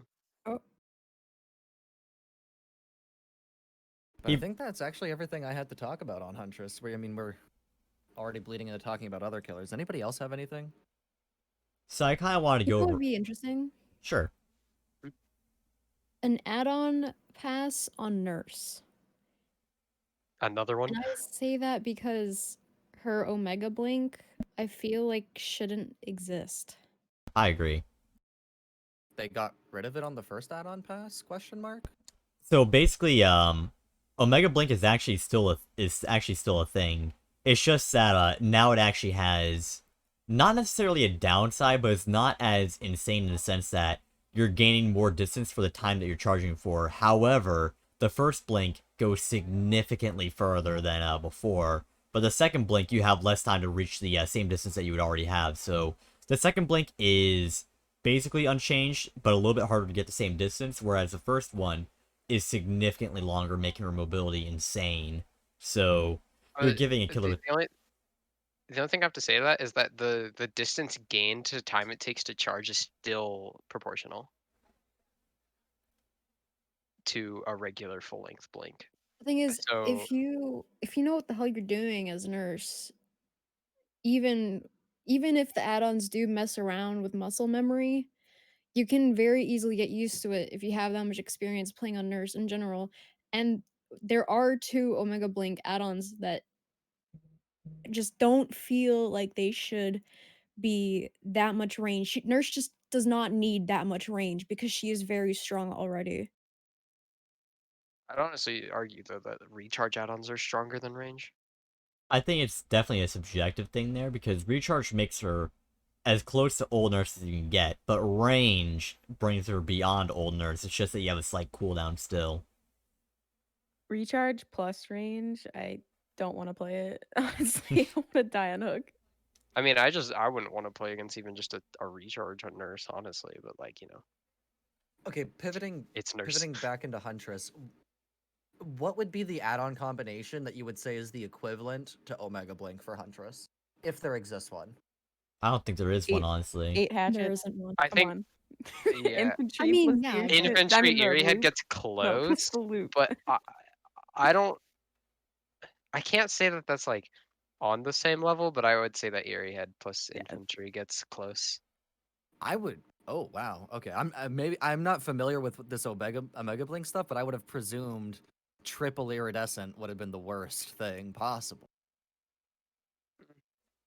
I think in your average Triple game, it perk. is the worst thing that you can go against as far as Huntress is concerned, because Iridescent Head is actually pretty nasty, but I don't think it's the nastiest thing you can do in the entire game.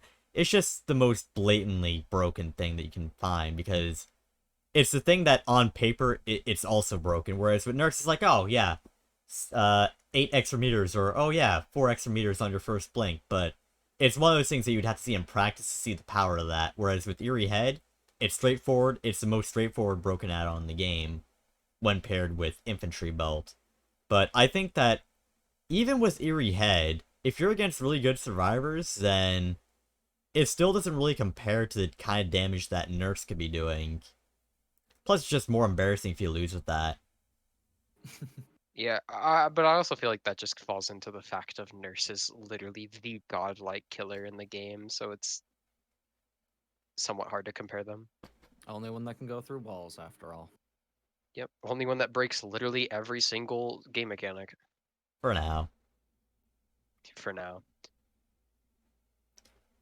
Well, I do have one question that I actually wanted to get to, but so we can all agree that not every map is good for Huntress, but what are some maps that you think recently got better for Huntress, and what are some maps you think got worse for her? Foreman got better, every other one got worse. That's my opinion. Foreman did get better. I will say that. It's still not fun doing that center building. Yeah, center building's so annoying. But Autohaven is gross.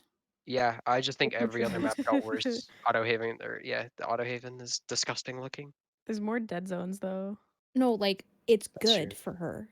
Okay, when you Autohaven say gross, you mean great. good. I'm like, what? Okay. Yeah, no, Autohaven is really good for literally every other killer, especially Huntress, because have you guys seen the dead zones? And there are Yeah. almost no trees in those dead zones. And imagine a Huntress with 8 goddamn hatchets. She can miss everyone, but I mean, you're still gonna get zoned because there are dead zones and there are lack of trees. It's like Ghostface doesn't even exist anymore. Yeah, but I still have the same issue of just like the amount of broken hitboxes on the loops that are in the middle. And someone said the walls are shorter, so survivors can see over them now. It makes it. I don't know. I wouldn't say it's worse or better. I guess then it's just like different. Is how I would say it is. It's a trade-off, but not one that's a healthy trade-off.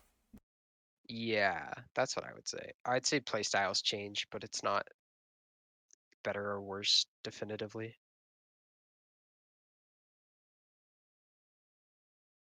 So what would you say the behavior when it comes to designing maps and keeping Huntress in mind to keep it fair? What is one map you would say is the most fair Huntress map in the game for both sides, and how do you tell behavior to make their future maps that's fair for all killers, if possible? What Ooh. is the rid most of breakable fair walls. Huntress map? Yeah, get rid of breakable walls. Heck those. Stupid. I don't know why they thought that was a good idea. Anyways. I think breakable walls could potentially be done right, but as far as answering the question, I'm trying to think what's the map that I enjoy playing the most.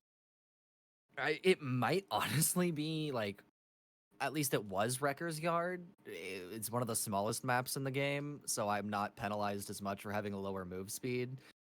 I'm not even sure that's something I would want behavior to cater towards because it's a little too straightforward. I think more what I would want, I don't know what's a map with a good example of a lot of this, but something that I like is Threading the Needle. Maybe just Macmillan maps overall, the loops tend to have a lot of gaps in them that hatchets can fit through, so I don't have to go all the way around the loop. If I time the hatchet right and I aim it well, I can hit you through that gap. I would want to see them intentionally include more gaps and loops that only hatchets can get through. Yeah, like that was one thing about the new Autohaven is the one hole on the new pallet loop that you can throw through his Huntress is really nice. And I want more things like that can apply to them.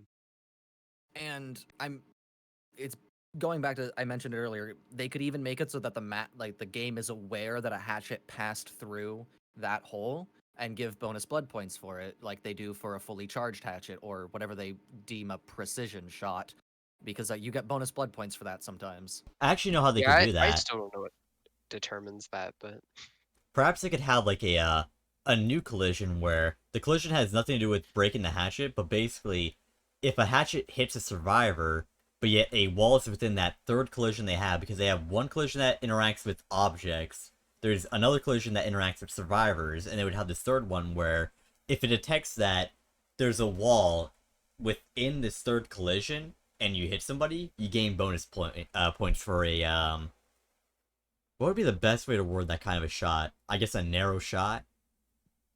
Thread the needle. Yeah, pretty much.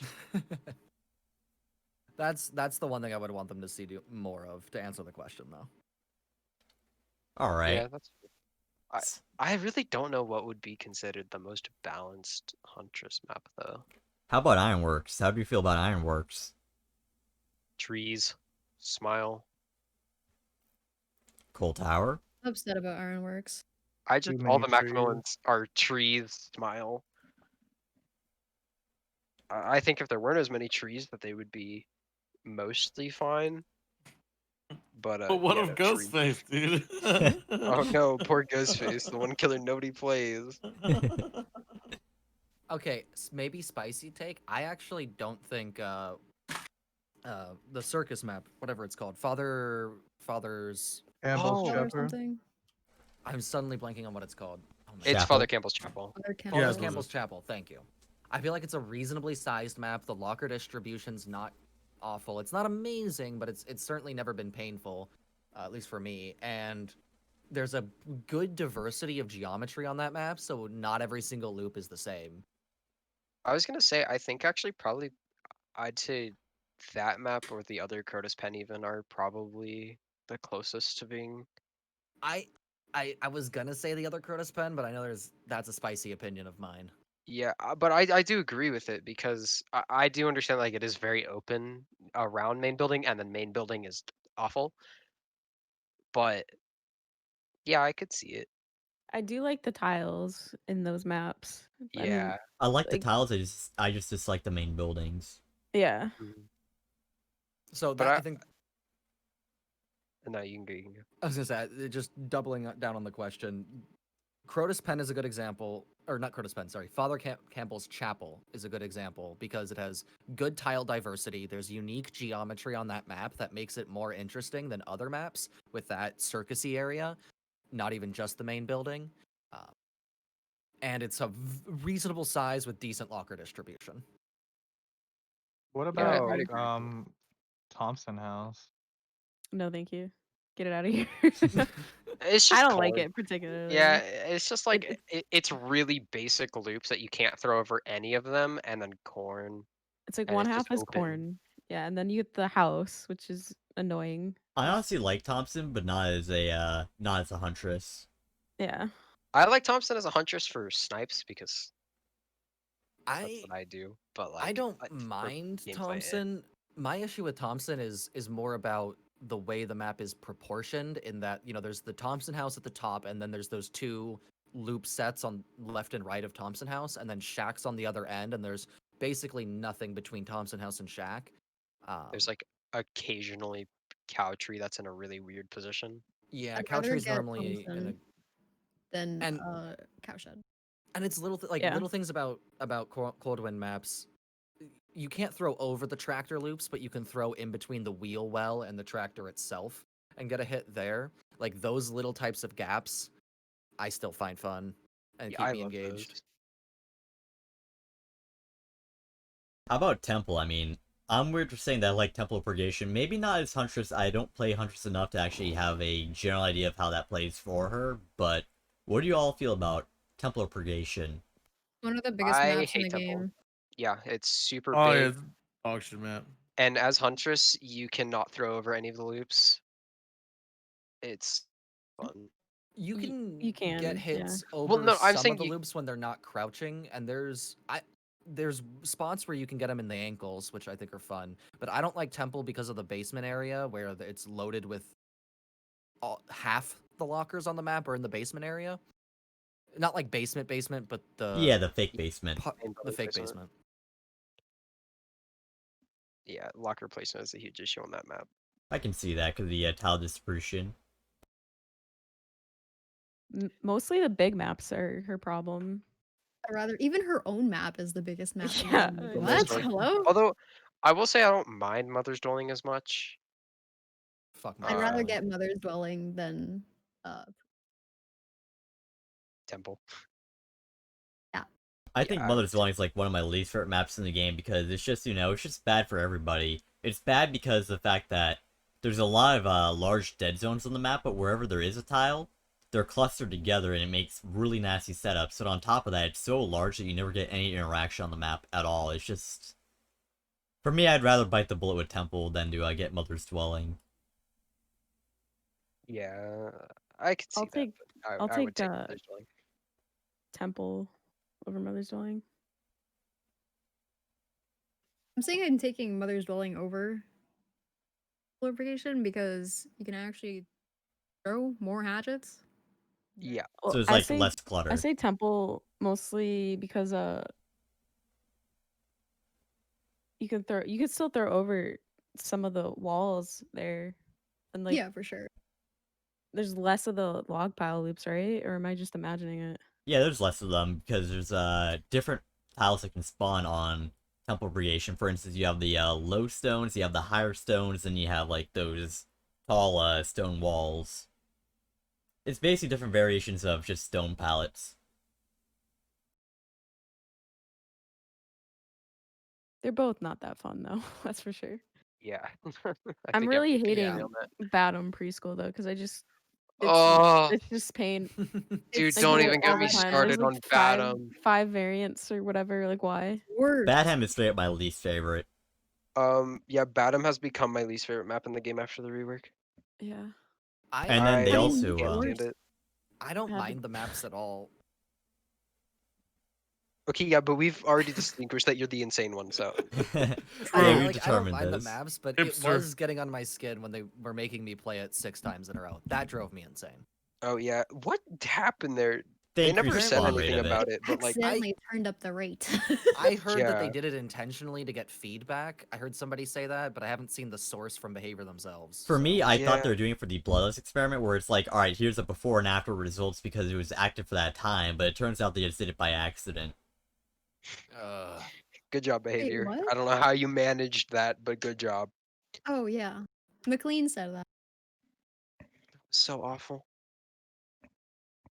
How do you Yeah, even do that? Like the code has to be somehow connected for that to happen. I don't I understand. honestly how... wish they just lied about it and just said, oh yeah, we did that to get results on the Bloodless experiment because we thought it would be a good map to test it out on. And you see, that would also make sense because Badham was the first map where they decided to add in 1 million pallets and then have varying levels of strength to them as well. Mostly unsafe ones, but, it would make sense that that would be why they would do it, but instead it was just straight up by accident. We love Funhouse. Funhouse, preschool, I hate all the buildings on that map. And also the breakable walls are just obnoxious on that map, especially. They're terrible. They're absolutely horrible, and they You have only to help break- survivors. Sorry, you have to break the door in the big house because you know there's that the window either beside the door or the window at the end of the house where it goes into that little shed with the 3 lockers. You know what I'm talking about? Yeah. Yeah, so you're talking about the 2nd-story house. Yeah. That's an infinite if you don't break that wall. Oh yeah, no, it's awful. It's like I said, it only helps survivors. That's all it does. It's And I don't know what no, they this thought. is a good train of thought because there's one other wall that I wanted to bring up that I never ever break, and it's the wall in the actual preschool that's on the side with the hole to fall through. Because if you get a survivor trying to run preschool, Oh, once the they're on hatchet that, there. once they're on that left-hand side of the building, in my mind it's the left-hand side. Like you're going in the front door, Yep. you turn the left. Yeah. They run that way. They either go around the hole and then down the stairs, and you fall through the hole and hit them, or they fall through the hole and they're stunned for a second and you hit them. I don't even break Yeah. the other one. So never. I I'll don't break break the either. other. I don't will break just the- get hatchets because I don't want to walk. Like I break the other one if the generator in the building is closer to the closer to that wall, like that set of stairs. Because if the generator's right next to that set of stairs, it's real convenient to go in and out of the building if you break that wall. Especially if it's like a 3-gen kind of situation. So So though, it's- one of my favorite things to do with Huntress with that breakable wall when not breaking them is to force the survivor to go downstairs, and then have them run up the other staircase that you were talking about on the left side, and then throw at them from under through the hole. Mm, I get a I- lot of hits that way. I do a different one where they go down the staircase on the right, and like I'm normally chasing in through that breakable wall, the one that you guys don't break. And Right. when they go down those stairs, I keep going across the top to the hole, and then I just wait till I hear the footsteps and drop right as they get to the vault and get Mhm. them like that. Right.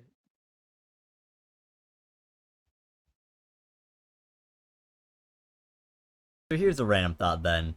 To get a better idea, what is a favorite and least favorite map for all of you? Like, it doesn't even have to be for Huntress in particular, just, overall favorite and least favorite. Ormond. Wait, is that the favorite or least favorite? Oh, sorry, least favorite. Fair. Like, Ormond, okay. Ormond is. I thought it was an obvious one that time because I've already praised all the other maps that Yeah, I people was say gonna are say you least praised favorite. indoor maps. Fair.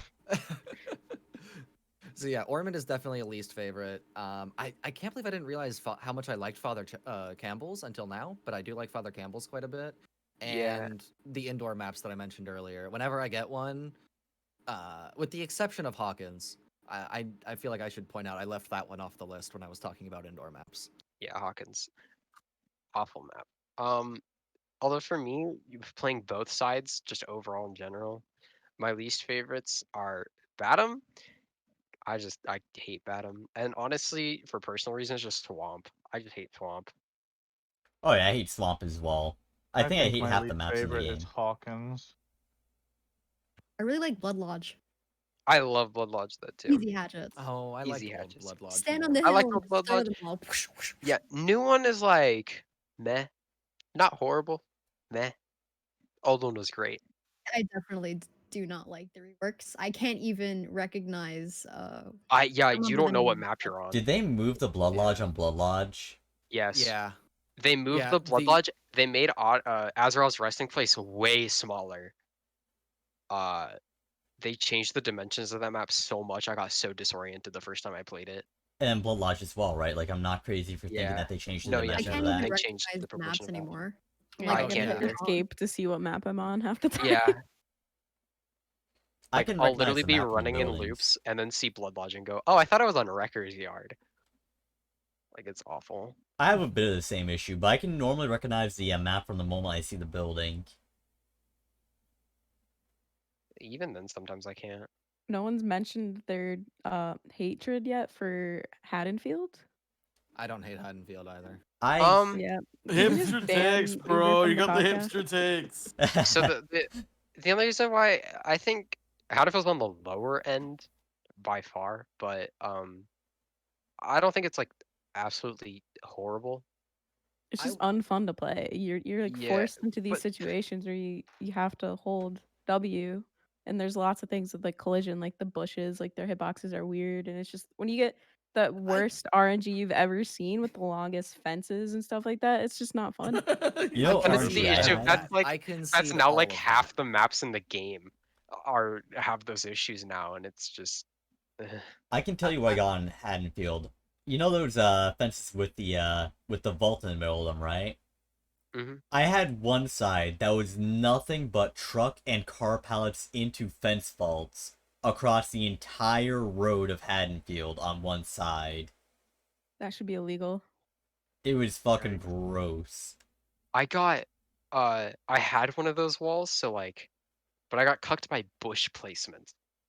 Oh, that bug. So yeah, and so it was a long wall along the side of a house with the two breaks in the vault, and then right where the two entrances should be was bushes.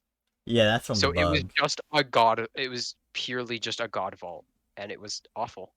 Yeah, I think they fixed that. They did. I hope so. It was like I remember that in Wendigo in chat. Yeah. I want to reiterate. All I said was I don't hate Haddonfield. I don't particularly enjoy it either. That's It's a fair. shitty map, yeah. You do get free hatchets down like sides of buildings and stuff, but it's also can be really boring and frustrating and somewhere in the middle. Because where you get those hits, you also have to remember the times where you spent 20 minutes finding them because they're just hiding and not doing anything, but because there's no line of sight, you don't see where they're at. Yeah, Yeah. but that's why we run 4 aura reading per Yeah. One of these things is gonna get you. Eventually.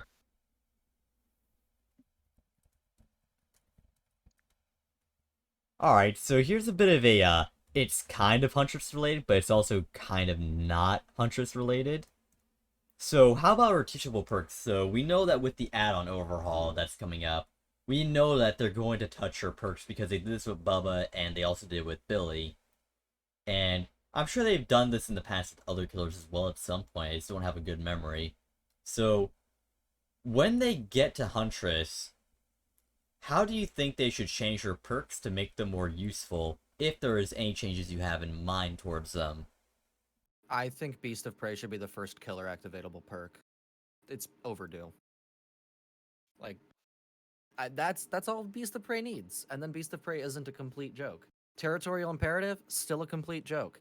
I don't know how they can make that even remotely useful. I think it needs a ground up change. Like, I'm not even sure why that's just her poor perk. The exactly. basement? What? Shouldn't that be like a Bubba thing? Almost none of her perks really interact with her mechanically. They're all just story based, basically. Yeah, it's all like haha funny wolf things. It's weird. I don't know. Yeah, like, But- it's the first time where none of her perks actually make any sense to her because, okay, undetectable, cool, but here's the issue with being undetectable with Huntress. She has a lullaby. Yep. Ooh, Wendigo. I like the idea of territorial being, it reveals the aura of somebody who performs a rescue if they're within lullaby range or like something like that. That way you're incentivized to go after the person who's stealing from you, so to speak, rather than the person who was just on hook. So it's like a return to the hook, but yet it's not in the sense of tunneling, but instead finding somebody who just made the So save. yeah, so it's the savior and not. Right. I would play that perk. That perk sounds dope as. I'm not. Yeah, gonna that lie. sounds actually pretty interesting. Because you can kind of do that already right now if you pair up, like, what is it, Furtive Chase with Nemesis. It's just that, you know, you're combining two very or in the case of Furtive Chase, very terrible perks to actually get that effect. But it's a cool effect nonetheless. So, Plus that effect, like the main priority is the other part of the effect, not that part. So it's like, yeah. But in that case, you can see that the idea of seeing the savior is not a broken concept because it already does exist in the game to some extent. It's just that you don't have full control over it.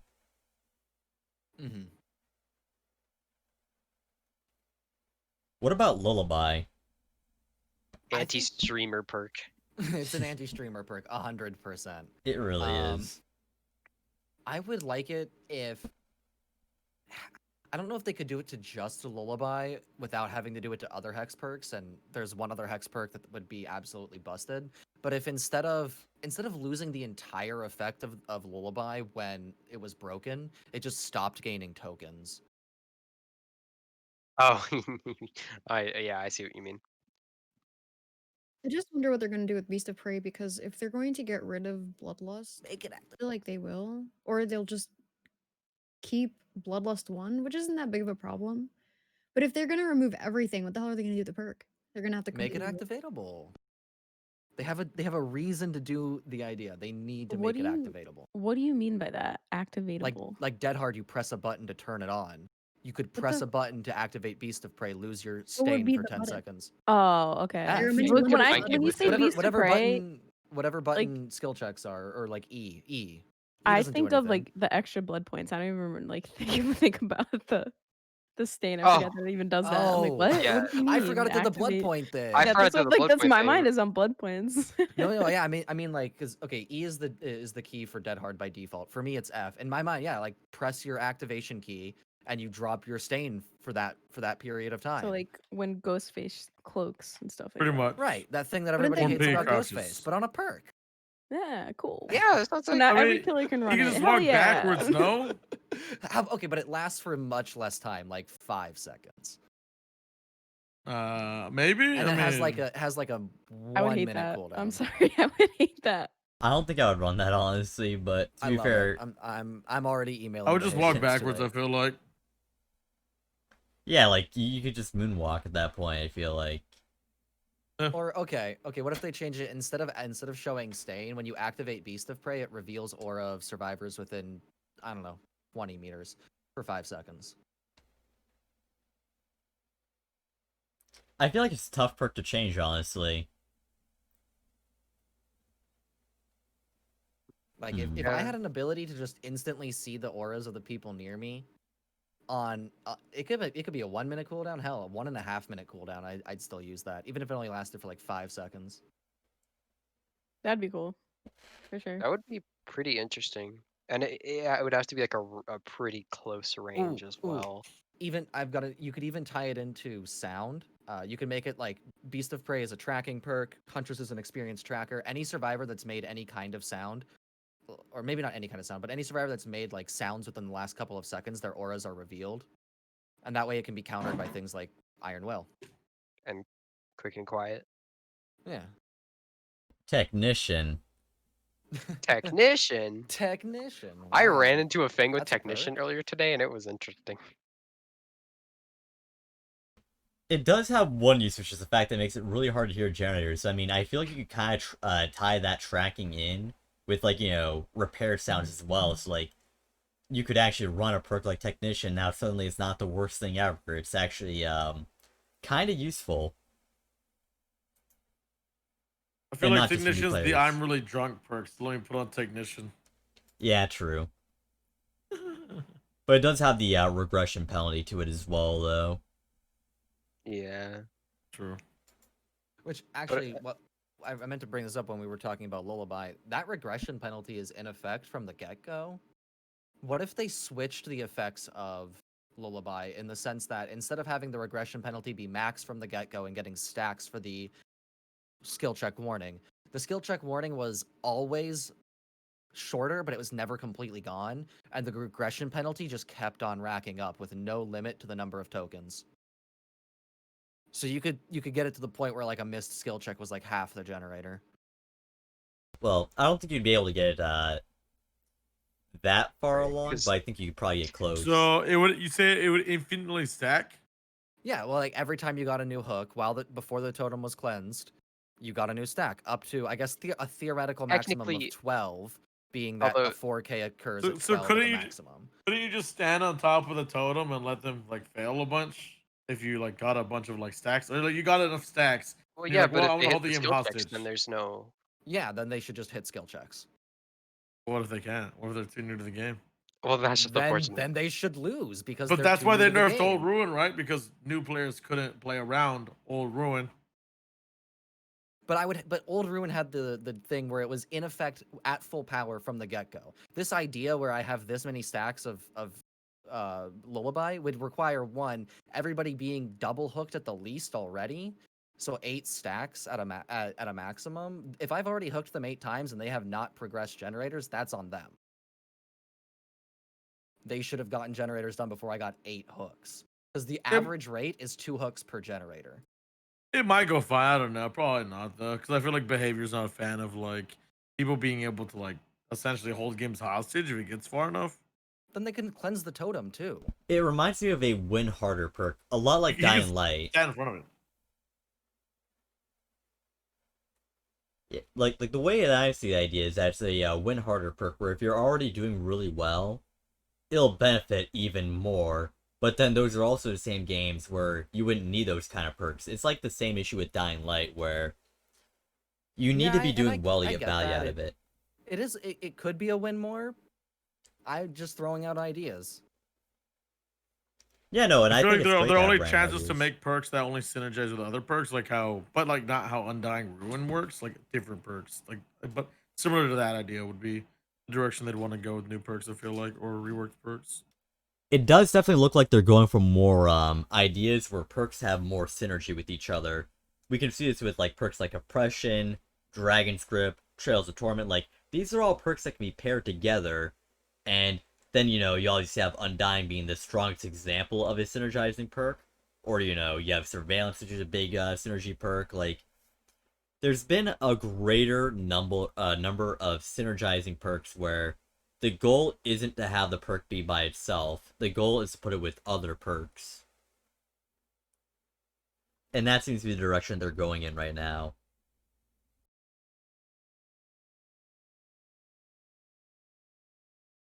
Speaking of which, how do you all feel about synergizing perks anyways?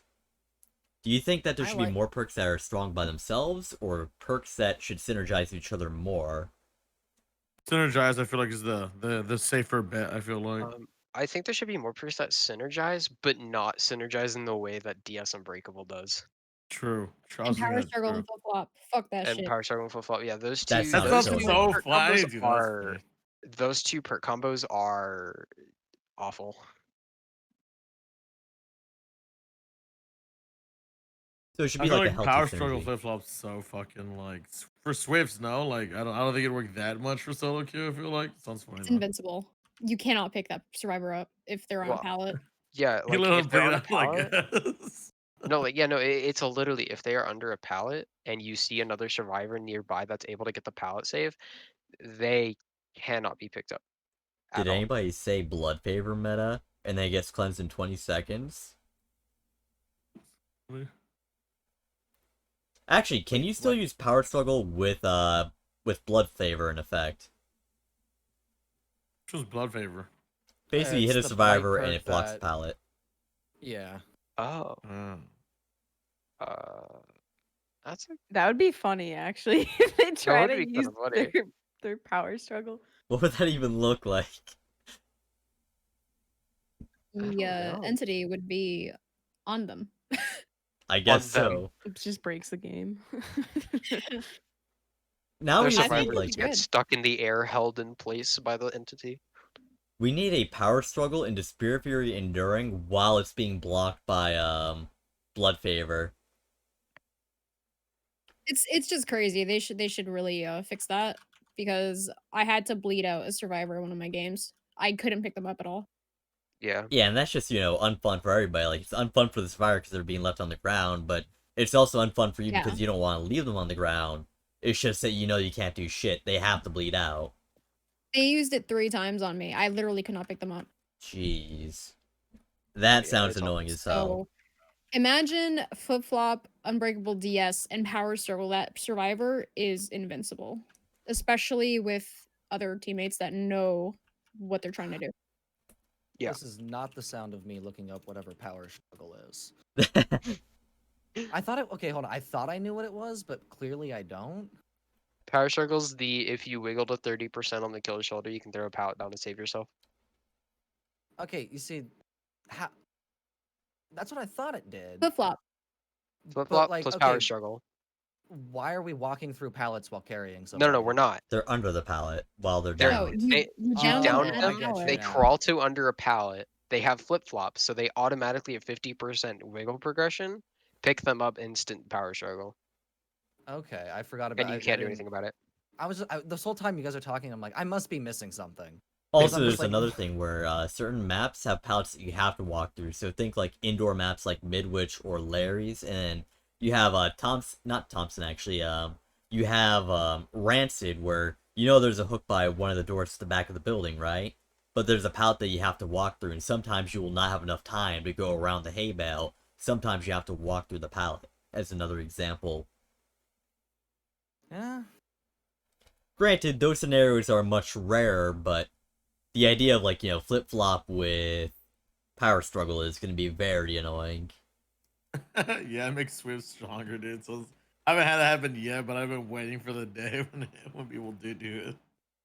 Honestly, more power to them for running flip flop, but I'm gonna hate power struggle. I think. I can Because power understand struggle it. and flip flop can always happen as long as they go down on a pallet. So it is very oppressive because you cannot pick them up at all, especially with Unbreakable making your recovery time way quicker. I feel like there must be something we're missing because this is reminding me of when the fucking We're Gonna Live Forever and Soul Guard combo was first out, and it seemed absolutely unbeatable. And 2 weeks ago, I had a situation where, as Huntress, I literally just M1 through all 4 of them, and they couldn't get. After like 2.5 minutes of doing it consecutively, I actually got them all down. It's Like, a I very feel like slow there must process. That's the something issue. we're Is it missing. took 2.5 minutes to get there. They were all on the ground at the end. Not like they were doing generators. if you do it right, you can actually keep the killer distracted. I think in order to do that, though, they also have to be running Metal of Man with it. They were. Oh, I don't know where they messed up then. That's what I mean. Like, I know what they did wrong. Is eventually I was positioning myself in just the right way to body block them out from each other in between downs.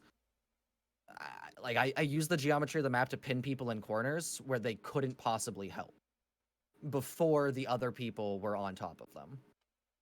Which is fair enough at that point, but with Power Struggle and Flip Flop, there only needs to be a pallet there.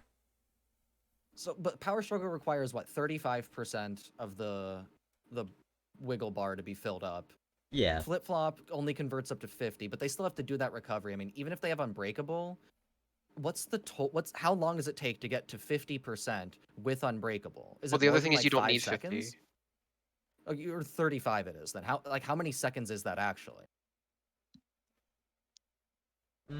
I don't remember how long it takes to fully recover. It's like, what, 20... Someone in Uh, chat is saying 10 seconds with Unbreakable. It takes 10 Alright, it seconds could to be. get up.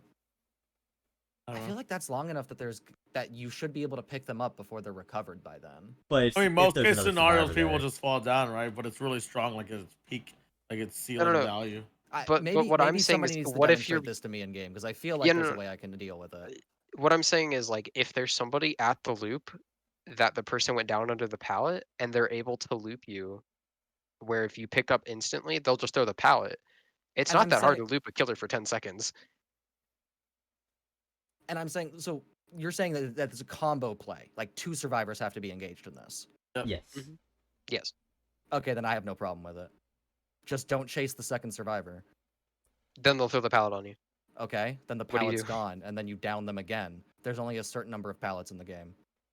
I mean, yeah, genuinely don't that's- have a problem with this. That is true, but it does waste a ton Or of time. I get both survivors down before, and then I pick up the one that I just downed, not the one that I downed first. The other one that I downed first, whatever. I have the other person who is going to be the backup plan. Now they're on the hook. I mean, the point is it's a really strong combo. That's the point that you're missing, I feel like. I understand it's a strong combo, but it requires 2 perks and 2 players. It should be strong. Problem. Strong. It shouldn't be that strong. Yeah.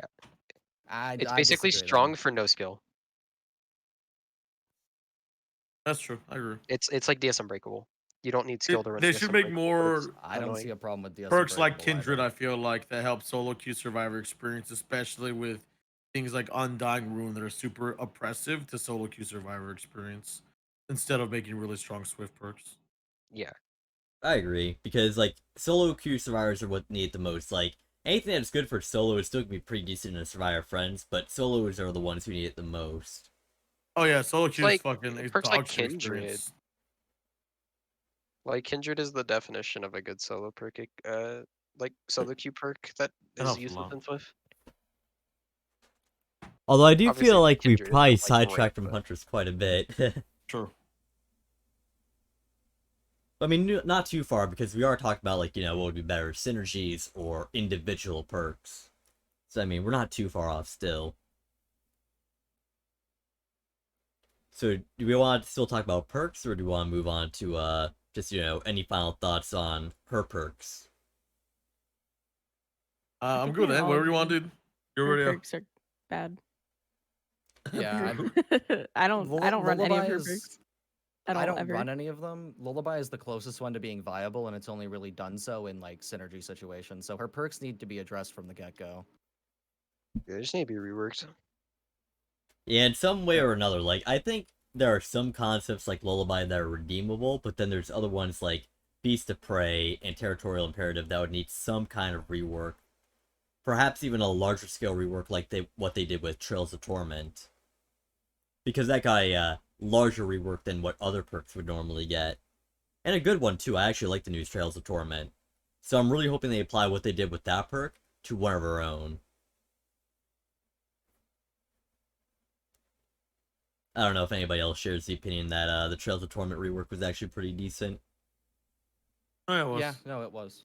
No, it So I definitely was trying to I got trails in my head, and thought you were thinking about the actual trail he leaves, and I was like, I No. don't Yeah, remember for a the second I change to was that. too.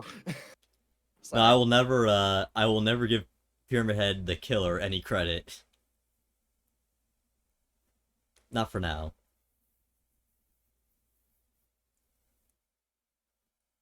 Oh yeah, that reminds me. That's why I always think about other killers, where whenever they've been worked on, their perks would get worked on. It was Pyramid Head. That was the third one I was thinking of. It was Billy, Bubba, and then Pyramid Head. My bad.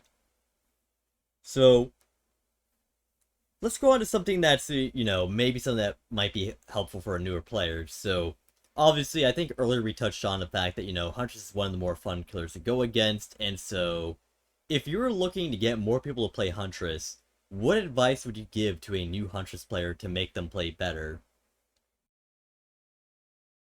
I feel like a lot of Huntress is game sense over mechanical skill. Which I guess in reality could be said about almost every single killer in the game, but it's definitely a lot of just game sense learning. I agree.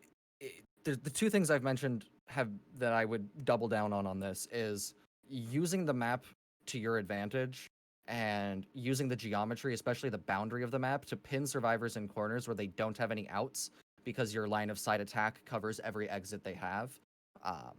Which you need to go on the wiki and look up what the maps are shaped like and learn how to recognize where you are on the map to do that properly.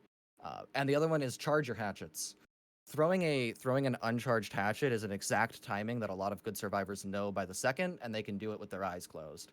Charge your hatchets, get a good bead on how the survivor is moving, if they're serpentining very quickly or slowly or erratically, and fine-tune the shot for that shot. If you rush it, you're gonna miss. Yeah. Yeah, being patient is probably one of the biggest things I would recommend, but not too patient where you basically lose any sort of advantage. But definitely charging your hatchets is probably the number one tip. And like aiming a bit higher, because a lot of newer Huntress players tend to aim low. Oh, Slap yeah. on Shadowborn, easy peasy. Shadowborn, let's go, poggers. No. I love Yeah, it makes you, Shadowborn. it makes you aim higher. Dude, I used It to like hate does, it but and like say like it's a waste of a perk slot, but then I actually tried it and I'm like, okay, I can see it. I don't want to get addicted to Shadowborn. I That was already my am. It's too fear. late. No, It's I like, all won't. right, I can sacrifice this fourth perk. It's fine. I'm addicted to enough stuff already. Nice. We're all addicted to this game, so Yeah. Sadly, 4,000 hours. Woo! I'm not too far behind you. I was gonna say I'm only 500 away now. Any other advice that you would give to a new Huntress player? I would say this one's particular for anybody who's still on controller. Fine tune your hatchet shot, not with the actual aim, but with your own movement. Once you have the movement. hatchet centered where you were, like centered down the shot, kind of match your movement towards the way the survivor is, left or right, and because you only need to be a little bit ahead of them, you should be able to just go back and forth like 2 or 3 times and then let go without actually changing your aim, so that the trajectory matches, and it's a little. I think it's smoother to do it that way.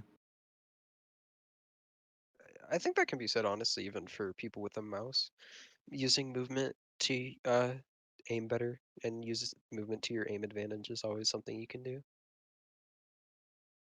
And also just be prepared to get frustrated a lot by like collision and Oh, stuff.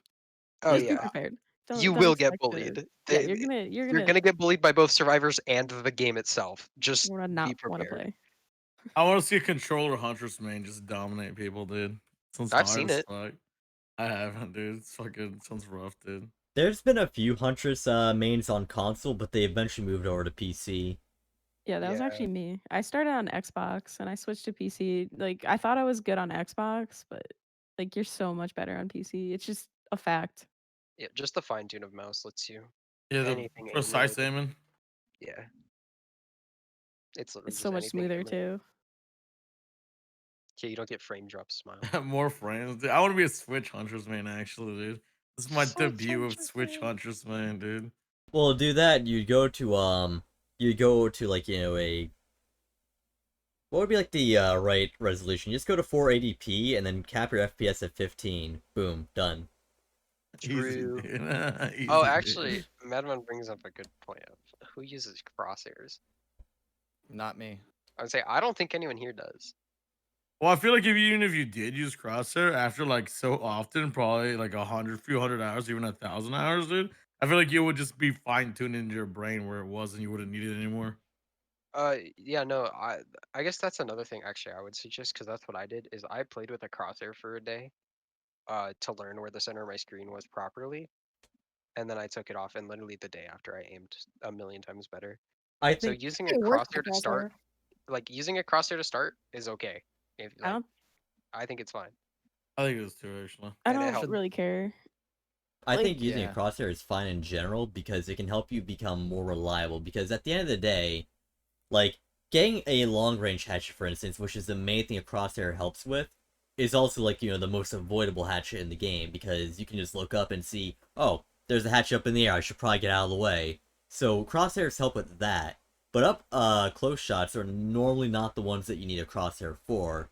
So it can help you become more reliable at landing hatchets that are further away, but it's definitely not so important for like the up close ones where it's like, well, you should probably know where the general idea of the center of your screen is to where it won't matter as much. It only really matters for the long range hatchets, which again, they're usually the most avoidable ones. Yeah, so. But I think that's all I have to say about learning Huntress. I think we've covered a lot. Yeah, Yeah, we've been going for a while. I don't think I have much more to add to this. Mhm.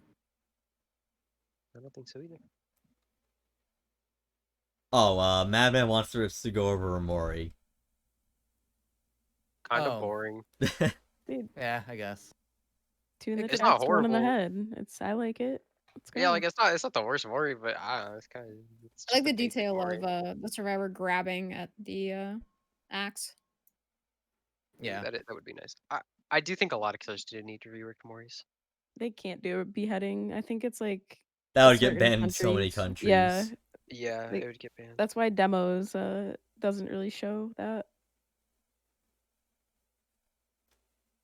Yeah, like I'm sure Behavior would love to do that if they could. It's just one of those things where it's like you're really looking to get banned in a few countries if you do that.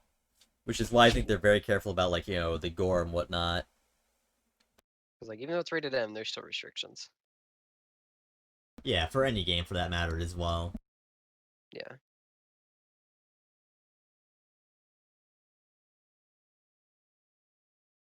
Alright, so any other thoughts?